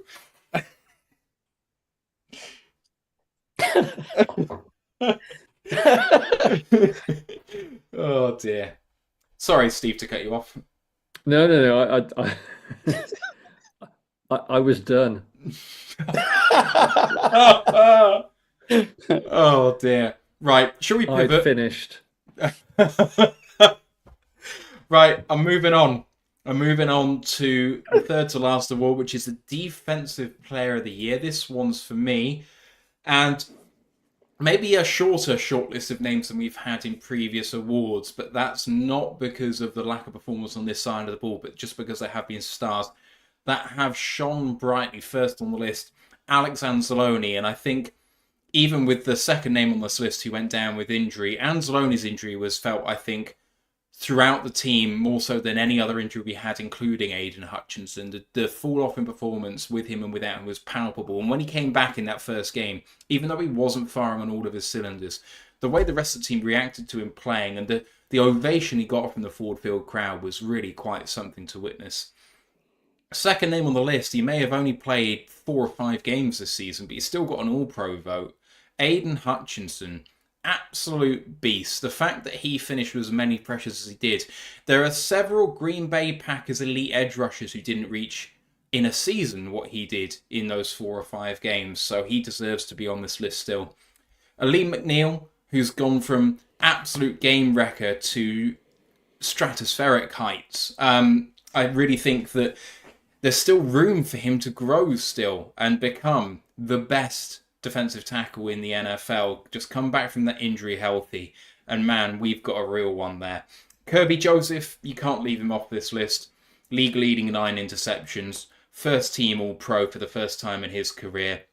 And, you know, you can just see that quarterbacks are scared when they get behind that they might have to throw his way because his ball production is absolutely fantastic. And then Brian Branch, I mean, he obviously had the transition to safety through camp, and it's something that they've been trying to do with him, I think, for a little while. But there were lots of doubters in that move because of how well he did in the slot. And the way he transitioned and how well he played that safety position was fantastic. But when he did have to come down into the slot, it took him a game to knock off the rust in that position. But then he was, again, one of the better slots in the NFL. He's so versatile. He reads the game so well. Oh, and he got a pick yesterday in the Pro Bowl just to cap things off for his season. He was terrific.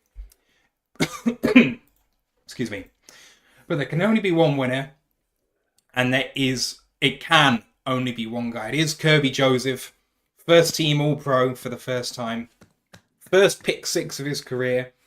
His PFF grade was 90.4, which was the number 1 safety player in the NFL. Boys, Kirby, after maybe a down season last year, really brought it this season, and he's making a big shout for a big re-signing. He's going to get absolutely paid, if not by us, then by someone. Pay the man. Yeah, Exactly.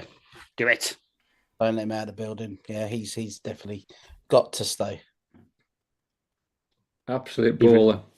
Mm-hmm. Don't care what all the opposite opposing fans say as well. He's not a dirty player. That's how they're taught to tackle, and he's got the ball production.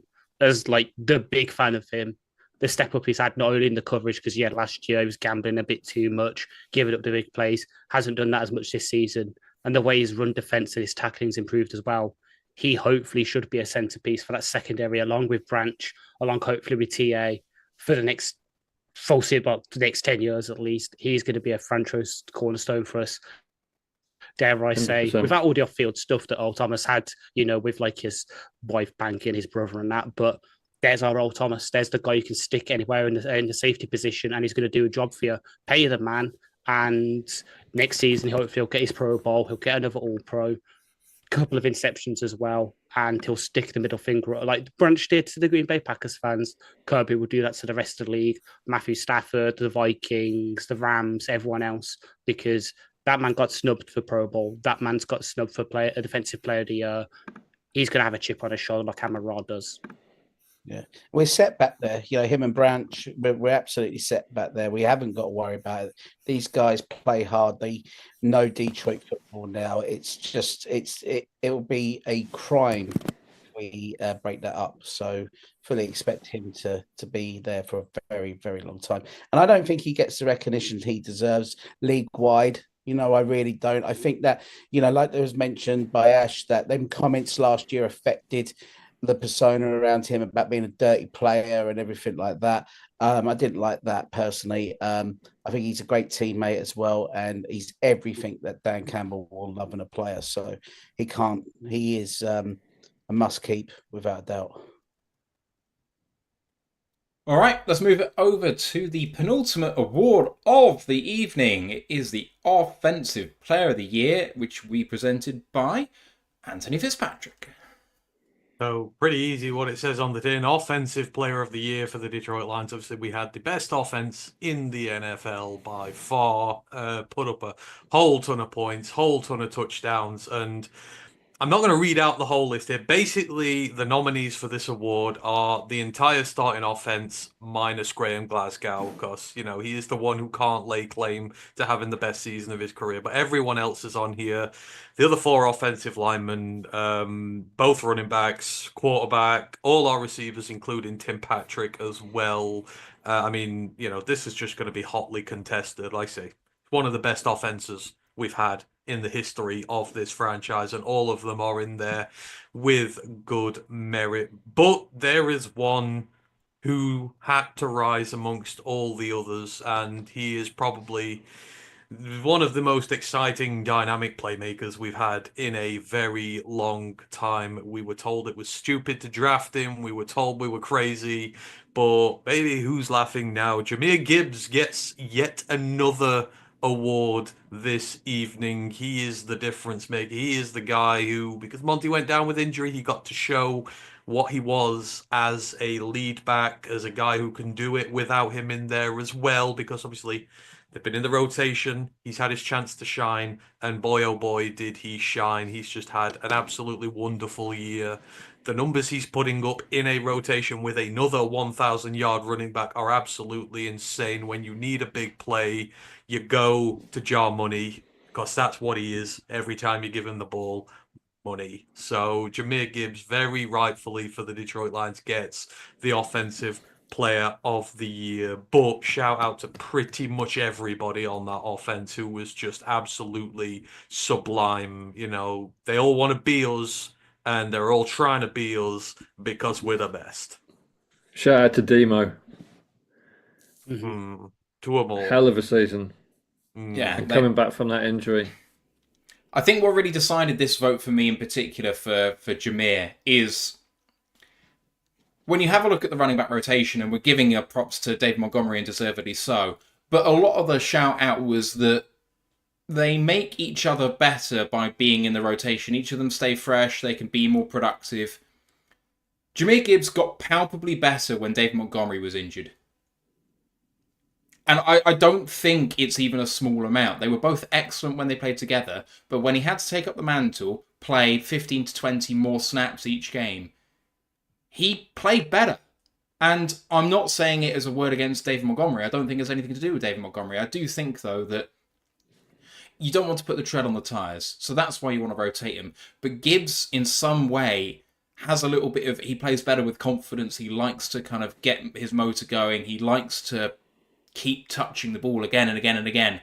That's really what makes him better. And I think it's going to provide a little bit of quandary going forward, because Montgomery's a fantastic running back too. But the way that he took up the mantle when Monty got injured pushed our offense to new heights. Oh, yeah. I'm just looking here, but his last 4 games, including the playoff, you know, his touches obviously went up to, you know, the highs of the year, because they needed to, because he was the number 1 running back. But like Chicago on the 22nd, 23 attempts and 109 yards. Next week, 18 attempts against San Francisco, 117 yards. Minnesota, 23 attempts, where he basically just took it. That game was just, I mean, last regular season game of the regular season, he just absolutely bossed that day with 3 touchdowns, 139 yards, and in the playoffs, obviously 105 yards. The guy was just absolutely phenomenal all season long. And, you know, in all honesty, we could have been talking about a record-breaking season like Saquon Barkley here if he had actually got more touches. Because there's a few occasions where he only, like, literally about 4 or 5 games here that he got only 11 attempts. So it's absolutely amazing. It really is. And obviously not forgetting the fact that how good he was with receiving the ball too. So, you know, absolutely phenomenal season. The scary thing for the rest of this league is, sorry, Steve, very quickly, Monty's 27, Gibbs is 22. You're going to be seeing these guys potentially for the next half decade as a pairing if you want to. Like, they ain't going nowhere. They're in rotation. They're going to keep each other fresh. You're going to have to deal with this for a long ass time. Yeah. I'm going to say it now. Gibbs is a better running back than Barkley. Like, he's quicker. He's a better receiver. He's got, he can make people miss just as well as Barkley. He's maybe not quite as physically tough as Barkley, but I think overall he's got more potential. Like his kind of acceleration is absolutely electric. Like when you see him move, it's just unbelievable. Like he jumps off the screen at you. And, we've had so much Saquon Barkley chat since he, did a couple of like funky plays but for me, Gibbs is every bit as good, if not better, than Barkley. And I think, that'll be proven in terms of the stats he puts up if he stays injury free. And, Barkley's playing behind some, beasts in that Philadelphia Eagles offense. And Gibbs, has played with, obviously he's got Saul to run against, but there's been a few gaps in the line at various points in the last 2 years. And I think Gibbs is by far the star player on the offense. And that I love Saul and I love St. Brown and I love JMO and I love Goff and I love Laporta, but Gibbs is like up there. Well, yeah. Well, proof of that, I know these advanced stats, so not everyone will like them / believe them kind of thing. But, when Gibbs is number one for running backs in EPA this season with plus 83.4, he is also second in explosive rating, third in evaded tackles, so forced missed tackles, third in breakaway runs, first in yards per reception for running backs, despite having the sixth best target share, fifth for yards created, 10th for yards created per touch. All these kind of event stat metrics is in the top 10, top 5, some of them first in. So yards per touch and efficiency, number one, 6.5 yards per touch. He is just a weapon for us. And yeah, Monty will come back and we'll be back to probably the more 50-50 split this time next season. But it kind of showed this season that, yeah, if something does happen, that's kind of, I think Monty's on his last year's deal again. No, extension this season, didn't he? He's got 2 more years. About 3 years left. 3 years of him. So yeah, but Gibbs is here to stay. That 12th overall pick, everyone's like, oh, we shouldn't have used him because you'll have the 5 years of him on a rookie contract, then you'll probably have to get rid of him. He's shown that we're going to sign him extend him past that already because he's just that efficient. Like the fact he can take a sort of what's supposed to be a 5-yard run on an outside zone and suddenly just take it to the house. Not many backs in the league can do that. The last back that I can kind of remember that might be able to have done that is Chris Johnson for the Titans, and that's like Hall of Fame level talents. We've got that now in our running back room, the guy who can take a handoff at the 1 yard line because of our own end zone and turn it into a 99-yard touchdown. Not many other backs in the league can do that. We've got that now. He never seems, I'm sure he has plenty of times, but just when he runs on the outside, he just never seems to get touched. He's always like clever enough to make sure he doesn't leave it that extra second. He just gets his yards, gets out there. Like you say, I think against the Colts, where they done the run and he ran all the way around the other side. He's untouchable. I mean, he is electric, and he's someone you are paying to go and watch live because you're not going to see much better in the league than what that boy is producing. And I'm pretty sure that he's going to be doing it in the Blue of Detroit for a very, very long time. Right, time to move on to our final award of the evening. It is the MVP presented by Ashley Sohn. Again, loads of worthy nominees here and some other worthy guys who unfortunately just didn't make the cut because, we had to narrow the list down somehow. But the nominees are right tackle Supremo, best offensive tackle in the league. I don't care what Lane Johnson thinks. Penei Sewell, the offensive weapon. We've seen he can throw. He can catch the ball last season. This season, he got a chance to throw it, and unlike J-Mo, actually made the right decision on that and decided to try and tuck and run. We've got the podcaster and headstander extraordinaire, Amon-Ra St. Brown, who had just another great season despite a slow start. 1,000 yards, can continue roast Equanimous and deservedly so. And, still I know people say, "Oh, deny me, Brown won the game," but showed he was the better Brown receiver in that draft class. We've just mentioned him for our offensive player of the year. Jahmyr Gibbs had an explosive breakout season, taking the running back one role for the end of that season, just showing what a versatile weapon he is and that he's worth 12th overall pick. Our QB, Mr. Perfect himself, Jared Goff, one of the few QBs in the conversation with Lamar and Josh Allen this season. He's in the top 4 for MVP voting, along with Saquon Barkley. I don't see Sam Darnold or Jordan Love there, or Caleb Williams, NFC North fans. Where are they? Goff is the best QB in the division, accept it. Then in the other two, Jake Bates, our kicker extraordinaire, Mr. Long Kick himself, and I hope him and Levi Stadium's turf are looking forward to their kid in 7.5 months. And then, of course, our supreme safety, Mr. All-Pro, lead leaguer in interceptions, Kirby Joseph, is also on here for nominee, deserving winner, leader in the back end of our defense. But there can only be one winner, and it is the guy who had a PFF grade of 89.6, which was third among his positional group. He has become a big leader on this team, always leading the pre-game speeches. And, of course, he is our tackle extraordinaire, Mr. Penei Sewell. You are our MVP, sir. Yeah, Boys. that's fully deserved. Like, he was the first player they drafted. He was the first cornerstone you brought in, and he has been the ultimate professional ever since. He is the best player in the league at offensive tackle. And the scary thing is he's probably not as good as he's going to be at this point. He's just going to keep on getting better. And, you talk about the heart and soul of a team. Who's the one giving the speeches before every single game? Mm-hmm. It's not a veteran. It is not a team, like a team captain. Like, it is him. He's like, this is mine.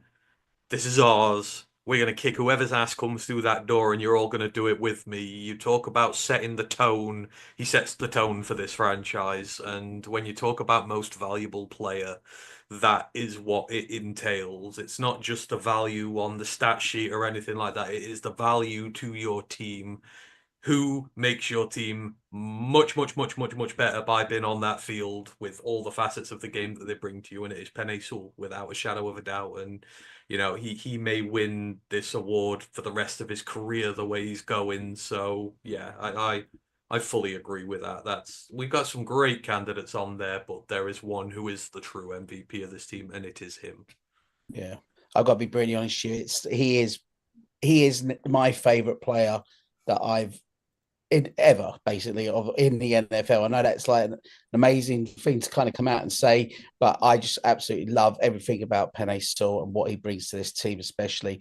And like, them pre-game speeches, what he does to rally the troops, it's just up there with a hacker for me. Like, it's just absolutely something different to watch. It's amazing. And like I say, he's going to be here for a very, very long time. Who knows? He may eventually move over to left tackle for us. I don't know on that one exactly, but bedrock player, someone that we couldn't let go in the month of Sundays, and obviously they signed him up nice and early last year to show how much he means to this team and this organisation moving forward. Can you hear him from the stands when he gives his speeches? I feel like you could hear him from like the other side of the stadium. You can feel him, and everyone now has, like, obviously as the season went on, has got in to make they know when it's happening. Do you know what I mean? Like, and it's there, and the more you see him get ramped up and everything like that, it's just like the noise that comes out is electrifying. I know I've sent you a couple of videos of it, but it's honestly, it's like a highlight to watch it. It's just amazing, and like you say, there's coaches that you run through a brick wall for. You wouldn't want to let that man down if you're on his line. You do whatever he tells you to do, that's for sure. Yeah, I mean, Dana White reckons that the baddest man in the planet is in the UFC, but he's not. He's in the NFL, and his name is Penei Sewell. Yeah, I think when you look at value, a lot of people are going to say Jared Goff and not think about it too much because he's the quarterback. And there's some merit to that argument. But if you think about it in terms of who would the team miss more as a man, as a presence, as a leader, I think Sewell stands above. And not to say that Goff doesn't do those things, but there's something transcendent about Sewell as a talent, as a human being. He's exceptional in every meaning of the word. Any thoughts on the awarding class of 2025? It's been a heck of a season, guys. I know that Ryan, it's been a hot minute since you've been on, and you've been to plenty of the games. And Steve, you're in and out, obviously, with everything that's going on. Anything that you guys wanted to kind of shout about this year and what's happened? Yeah, I think just keep on believing in what Dan and Brad are doing, and that they brought these people, gave them the opportunity to shine in their positions. And obviously, as it happens in life, people poach your best people, and you've got to go again. And I have no hesitation that they've got the right people in the building to keep us going and improve this team even higher. But like the ceiling, we're nowhere near it yet. We're still a young team, and we're gonna be involved in many big games as we go ahead over the next few years for sure. Yeah, I think I think in terms of this season, it was almost like they wanted to kind of have not like a perfect season, because no one, I don't think, in the modern NFL is ever going to win 17 games. But I think they just wanted to do everything the right way, and they're getting the number one seed. But even when you get the number one seed and you get that bye and you get the chance to rest up, that works if your team are banged up. If your team are banged up and you need a week, to kind of get a few players past a few niggles, then that really works. But our team's been decimated by people, that have been put on injured reserve, and particularly the defense. And the offense has just been, has just got us out of so many jams, and we've just seen not just comeback wins, but we've just had so many dominant offensive wins that there was always going to be a stutter somewhere. And it was just really a shame that it came in that Commanders game. And I still think when they called that play to Gemma to throw the ball, it was just one of those things where we've seen it come off so many times, and you live by the sword, you die by the sword. And maybe if we'd have been playing a different team in that game, maybe if we'd been playing Green Bay again or the Rams in that game, but I can't help but thinking we kind of didn't take the Commanders as seriously, and we just underestimated them a little bit. And maybe Aaron Glenn and Ben Johnson, just 5-10% of their attention was elsewhere. But you've got to, as we know in the UK from cup competition football, you have to beat the team in front of you. It's not about the FA Cup final. Sometimes it's about the result you get in the third round. And yeah, it's just a real shame that the kind of injuries ground us down to the point we just got very, very fragile just at the wrong point. But for me, that doesn't take away with how well this team's coming on, how well the project's coming on, how that kind of Brad Holmes, Dan Campbell vision has matured, and we've seen the progression every year, and the draft and the free agencies, it's all good. And so for me, there is no Super Bowl window. This is about turning the franchise in a direction where we have a chance to win every year. And yeah, we have got a real nucleus of a Super Bowl team, but we're still probably, we were still maybe 1 to 2 seasons away from where we needed to be, because there just have been a few roster holes. And when you see free agents like Carlton Davis and Amik Robertson brought in and do such a good job, that tells you that it's not just about what Brad Holmes is doing, but it's about the coaches as well. And we've not talked much about Jared Goff, and he's been mentioned a few times in the chat, and a few guys in the chat like Frank, and I've seen a couple of others have shouted out for Goff. And we always remember when Goff throws a pick or has a bad game, but he's not done it barely at all this season. And maybe that Commanders game, he wasn't at his best, but he has been money consistently. Has been money.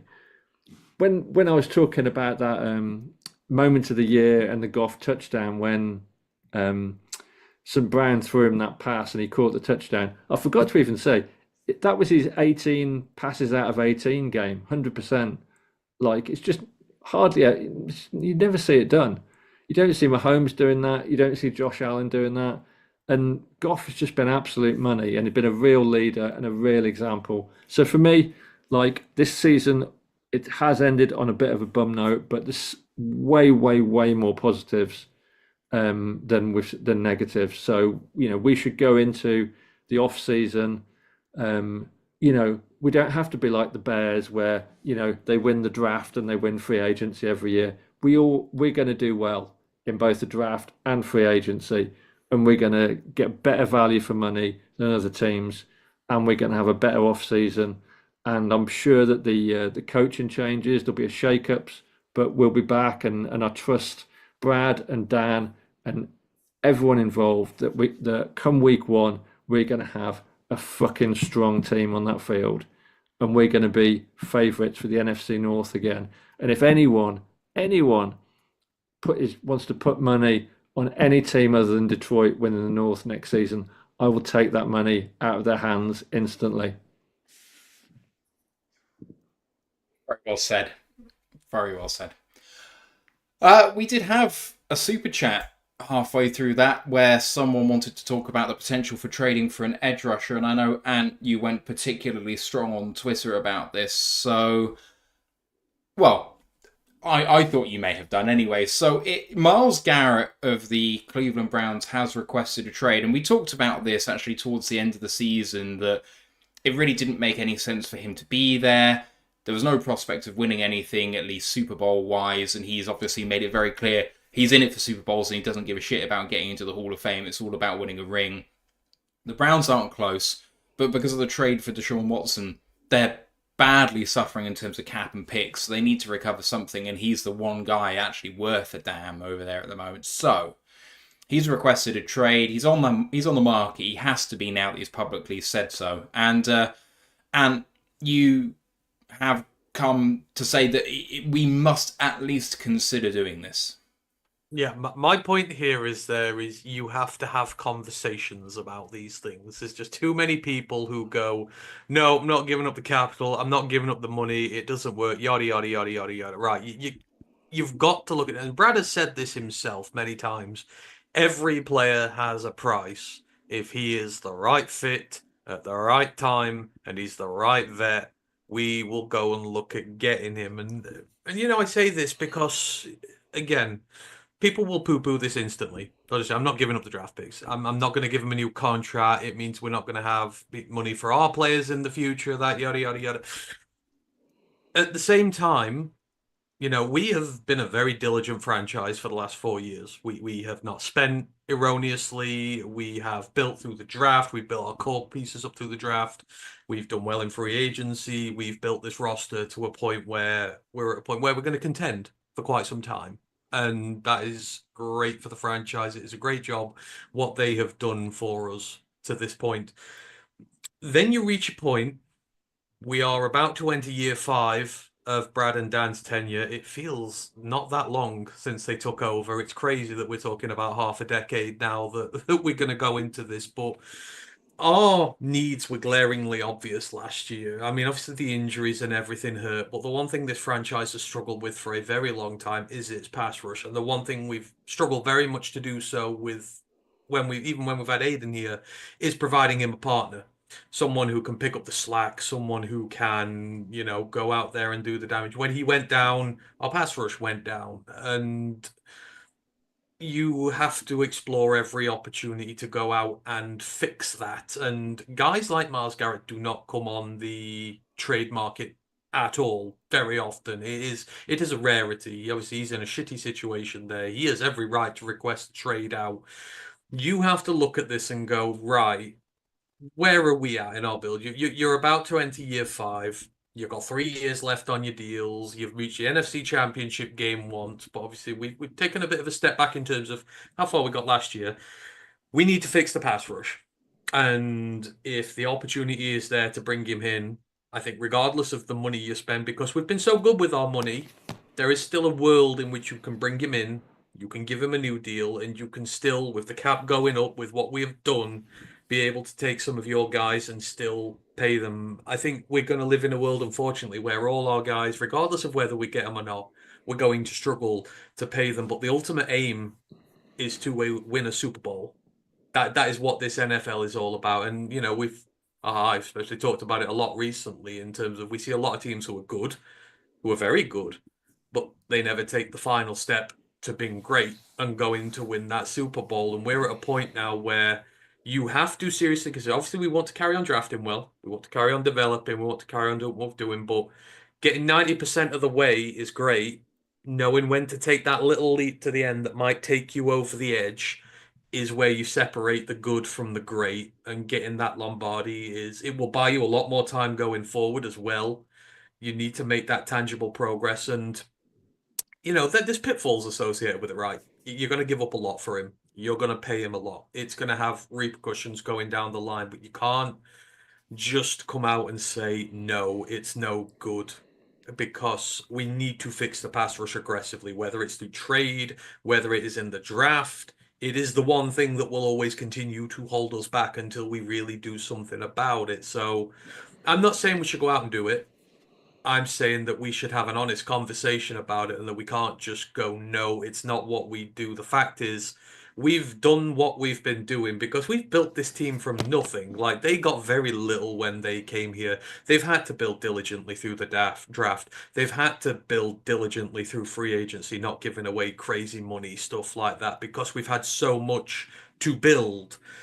We are now at a point coming into season 5 where there are not as many holes on the rest. There are still holes, don't get me wrong, but we need to take that final step to get in towards where we want to go. And one of the ways we can do that is to go out and get one of these guys and really put ourselves over the top. Because the starting 4 with him on there, that'll retire a quarterback every week. And it will take a lot of pressure off Hutch coming back from his injury as well. And it'll give us such a strong room. You look at how the Philadelphia Eagles are getting to the Super Bowl. It's their defensive line. You look at how the Chiefs are getting to the Super Bowl. Their defensive line's pretty good as well. You build through the trenches. You build your defense. And we need to start embracing the idea we can do it other ways now as well as what we have been doing. Just because of where we're at in our build and where the expectations are. I still regard 2024 as a success for us. 1 seed, 15 wins. You're setting new standards for the franchise. You're doing stuff that's not been done before. But this year, you've got to start getting back towards the dance again. You can't afford to start stalling out. And if this opportunity presents itself, you've got to explore it deeply and give it strong consideration. So that's all I say when I come in for this. I'm just painting the other side of the argument whilst not ignoring the very obvious side that we've done pretty well getting where we are now. But we're at the time where we're going to have to pull the hammer on something soon, and you've got to consider both sides here. I think you've got to do the due diligence to find out how much it's going to cost. Because if it's less than you think, I do think the cost is the thing which makes this. It's not just about it being him, because he's clearly a transcendent guy, perennial Defensive Player of the Year candidate. Any team's going to be lucky to have him on the team. Also, as a man, you never hear a bad word said about him. He's absolutely relentless. And this team would be so much better with him on the team. It would come at a cost in terms of some players that maybe you can't pay, and that's fine, because, you got 2 edge rushers like that, okay. But if it costs you way too much in draft capital and it means that you are shortening your window, you're limiting your opportunities, now I start worrying about it and how much are the Browns actually asking for. If you're getting substantially more than 2 first-round picks as an asking price, then it gets into a worrying territory for me. I know that Brad's fantastic at restocking up without first-round picks. He can pick great players wherever in the draft. But it's a heck of a lot better to do when you do have those first-round picks. And my God, when he did have 2 first-round picks for a couple of years, we were knocking him out the park. And, I'm not saying that we can get a Myles Garrett with one of our first-round picks in the next 2 years. I'm not saying that. But what if you get 2 edge rushers in rotation with 2 first-round picks in back-to-back years? Is that nearing the level of a Myles Garrett, but at a third of the price? It's a really interesting This is why you have to cost-benefit take analysis. the overall thing into prospect. You Mm. just can't rubbish the idea. You don't know what they're offering. You don't know what the deal is. You're at the point now where you can afford to go and make this move and go for it.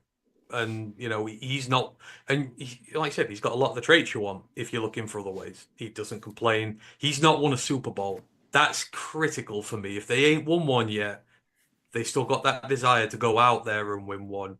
The man's healthy. He's missed 3 games in 5 years, which again, given our record of trusting players who not too good on that front, you know, that's a good indicator that, like, the style he plays as well, it's brutal, it's violent, it's dominating. The fact that he doesn't miss time is a good indicator there. So, and he's playing in the AFC North end exactly, every season. Exactly. Yeah. The kick-assly, like that's where Trenchmen are forged. And so again, it's not, I'm not saying we should.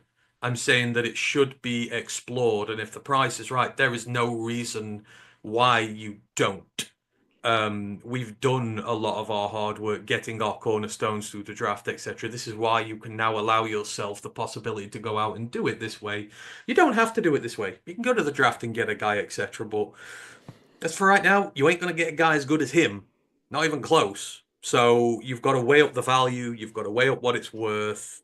I'm just saying, don't just instantly go no and turn away. You've got to talk about it. Many thanks to Brent DeWitt for the $2 super chat. Says F Bear Johnson team MVP question mark. Love it. I love these short memories. Right, guys, I'm going to have to go to bed. Absolutely. I'm at least an hour past my bedtime. Thank you for staying on as long as you did, Steve. Much appreciated, and hopefully see you again soon. Yeah, great to see you guys, and thanks to everyone chatting away in the YouTube chat. And yeah, see you later, guys. All the best, Steve. Take care, Steve. So, Ryan, you looking forward to Super Bowl? Yeah, I mean, you know, it's a fun town, New Orleans. So I've got my good friend who you know, Megan, is a fan of the year. So please God, you never know, she might get some great news on Saturday to be crowned the ultimate fan of the year, which would be amazing for her.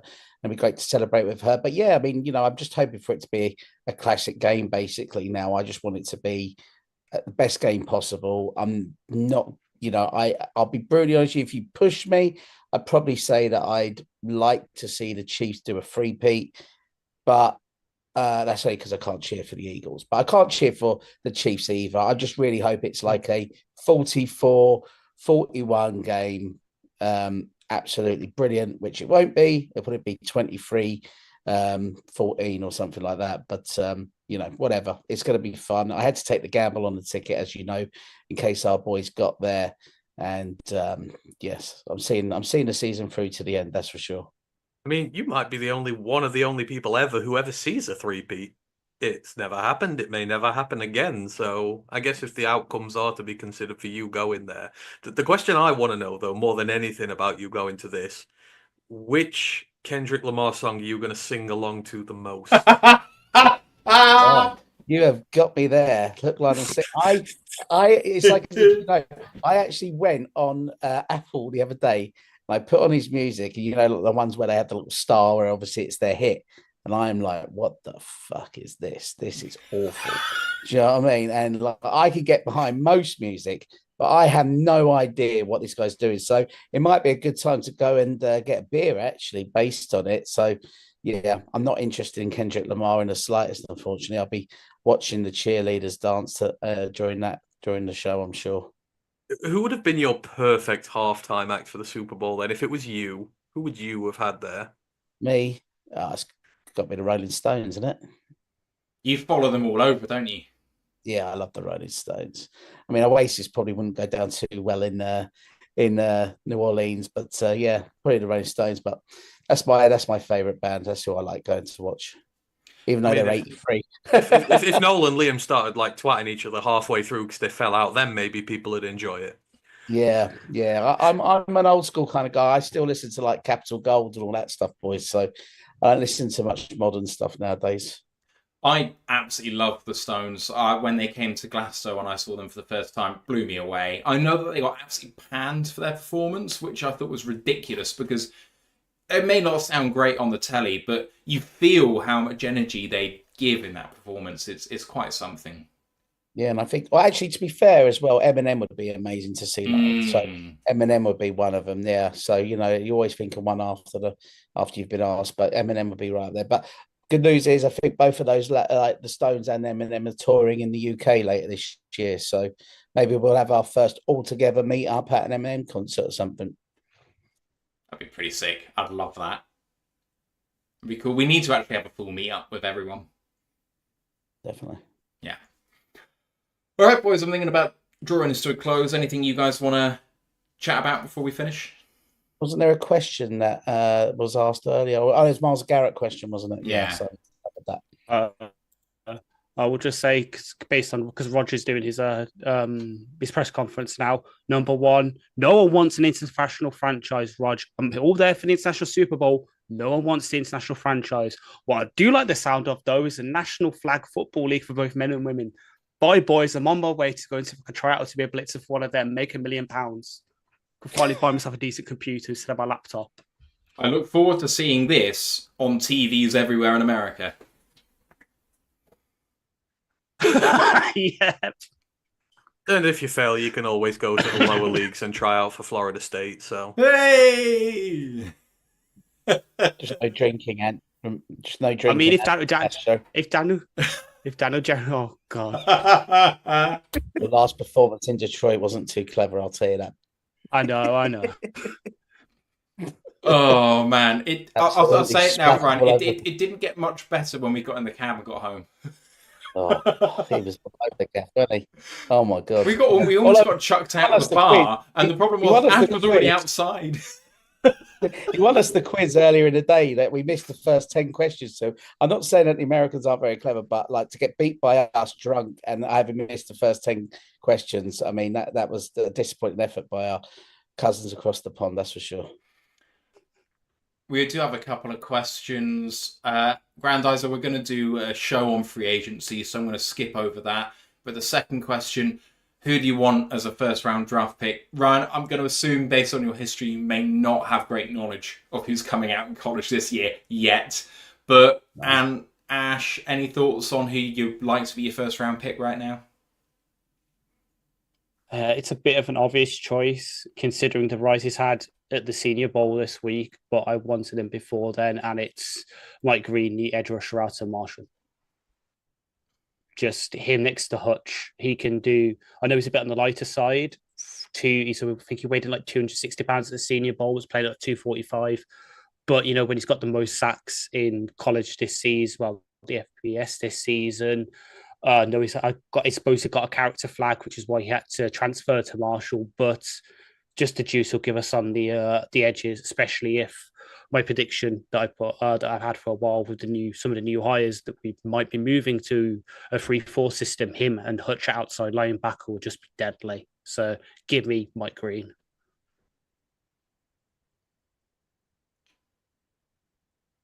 I would just say anyone that hits the quarterback, ideally, and or a cornerback, worst case scenario, if we don't get a guy who can go and get after the QB.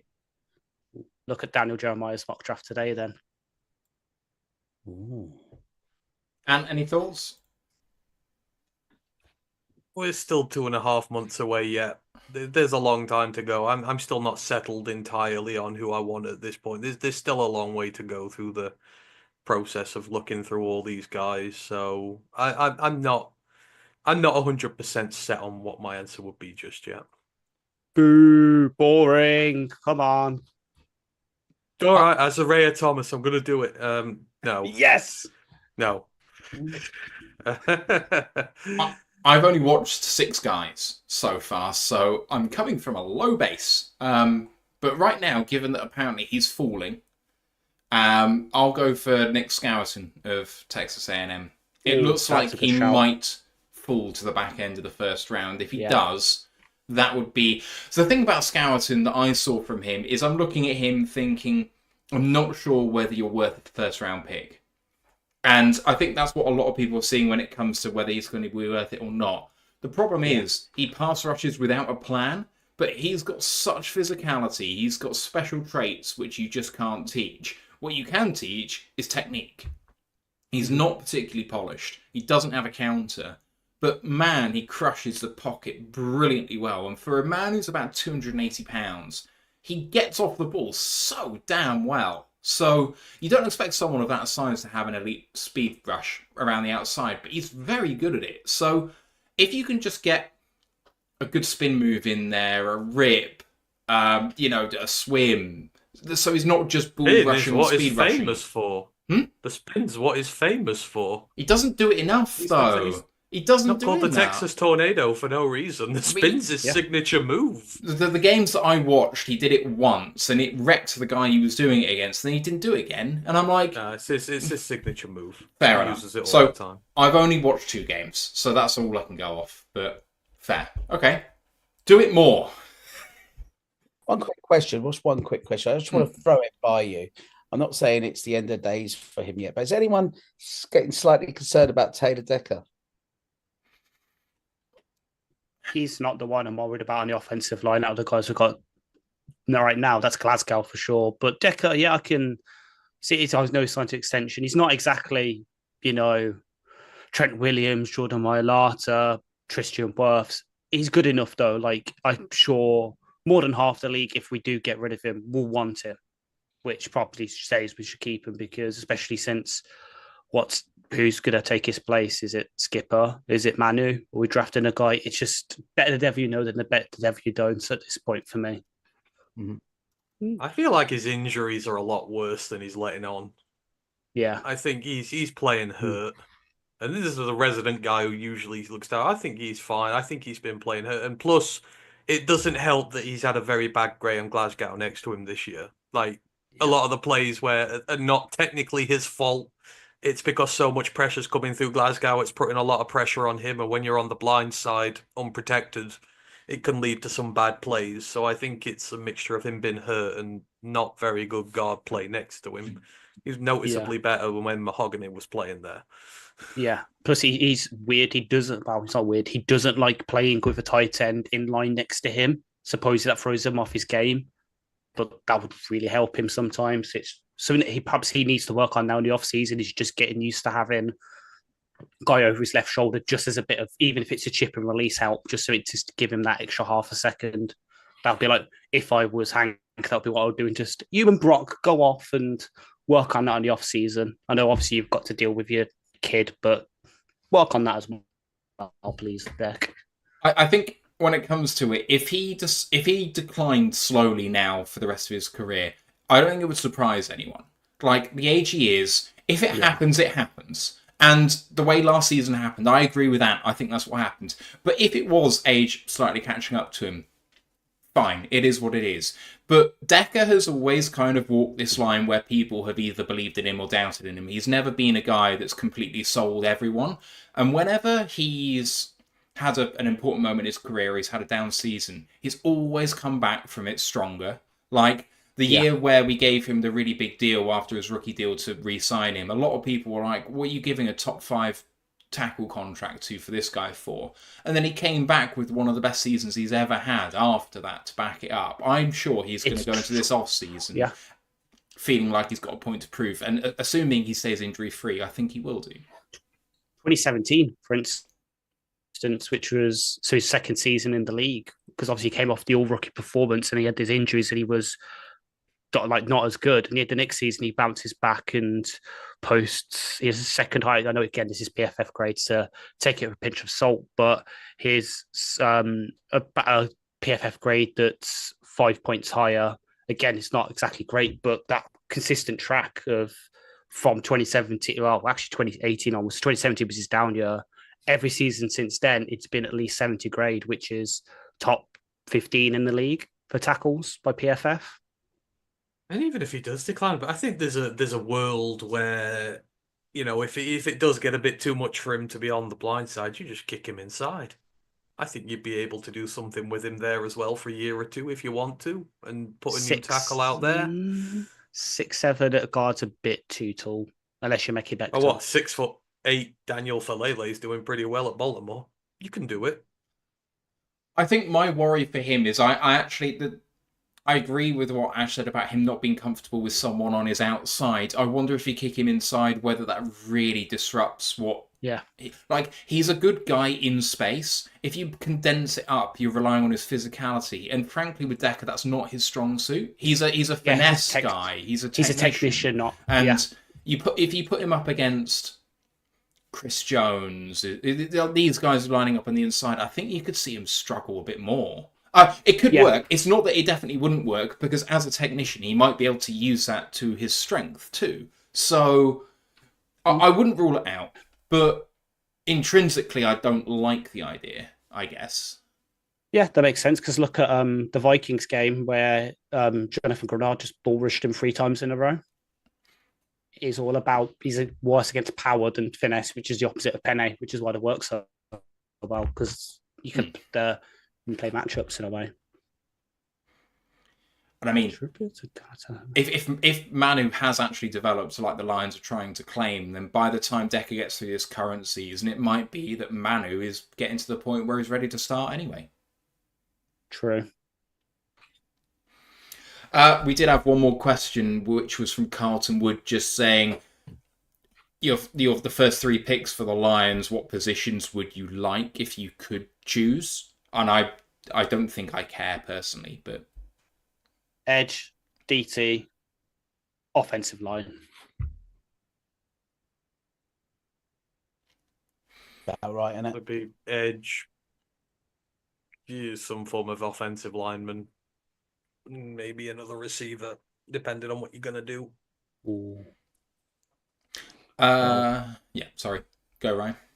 No, I'll just say pretty much what Ash said, or cornerback, maybe. You know what I mean? But they'll be on top of it. That's sure. Don't we get like a compensation pick as well for losing Aaron?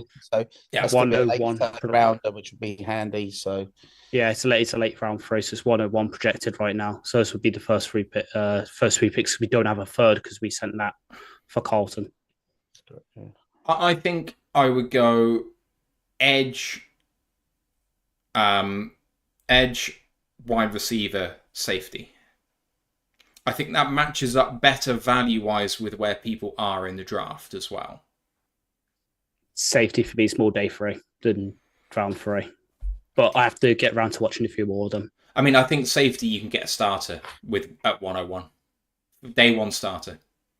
And wide receiver, I think you can get a day 1 starter at X at 60. Yeah, Higgins, the Iowa State guy, balled a senior bomb. But then again, for me, and sad Rye isn't here because he's really big on Aminoantis as well. You can get a guy in day 3 who can start at X for me day 1, and that's Ricky White, the UNLV receiver. He's a day 3 guy, and he'll be an X for us. I think it'll be day 2. And I don't know what you think on that. Day 2 for Ricky White or day 3? I think he's a day 2 guy. He just does way too much to pass up on the value. I think he'll do well in the process, but for me, if he's there day 3, you move heaven and earth to go get him. Mm-hmm. I mean, if you do just rely on PFF grades, and I have now watched him, Ant, and I do see what you're talking about, but 2 consecutive years of like 90-odd grades by PFF, like, even in that conference, you're no mug to play well at receiver in that conference, and he's been absolutely electric. So the scheme you've got to work is so complicated and so complex in your terms, and you can see why his blocking's so damn good, because you've got to do that first and foremost before you can be a receiver. Well, like 40% or 50% of the scheme is all screens. Yeah. But you've got to be very physical, and you've got to do a lot. You can block inside, outside, and it's crazy what you have to do there. So that instantly puts your value up, especially in a system like ours where we love different run concepts. You've got to be aggressive, and like everyone can go, oh yeah, this guy's a good blocker and that guy's a good blocker and that, but this guy actually does for a living. This is what he's made to do. So. And he's also a position in need of what you want, and he's a special teamer extraordinaire, which is even more what you want. So he's just about everything. 4 block field goals this year, 4 block kicks this year, alone. One of them housed and a return. Didn't see that against Syracuse, but he did. I don't know what more you want, really, and you're not spending one of your top picks on him. Right, I'm going to draw this to a close, everybody. So just want to thank the live audience and the podcast audience for listening. It's been a fantastic show, 4th annual awards that we've done. It's been a great year and great to reminisce about so many fantastic moments and memories from the season. Our next show on the main podcast is going to be a Super Bowl review. As hard as it is going to be to watch, I will get drunk and I will enjoy it, especially since I haven't had a drink in 2.5 weeks. It's been a struggle. So getting out this weekend, coming for a few beers is going to be absolutely great. And I hope everyone finds it in them to enjoy it, because it is a Super Bowl after all. College Football Podcast, Ant, coming up later this week with a special guest. What are you talking about again? Remind us.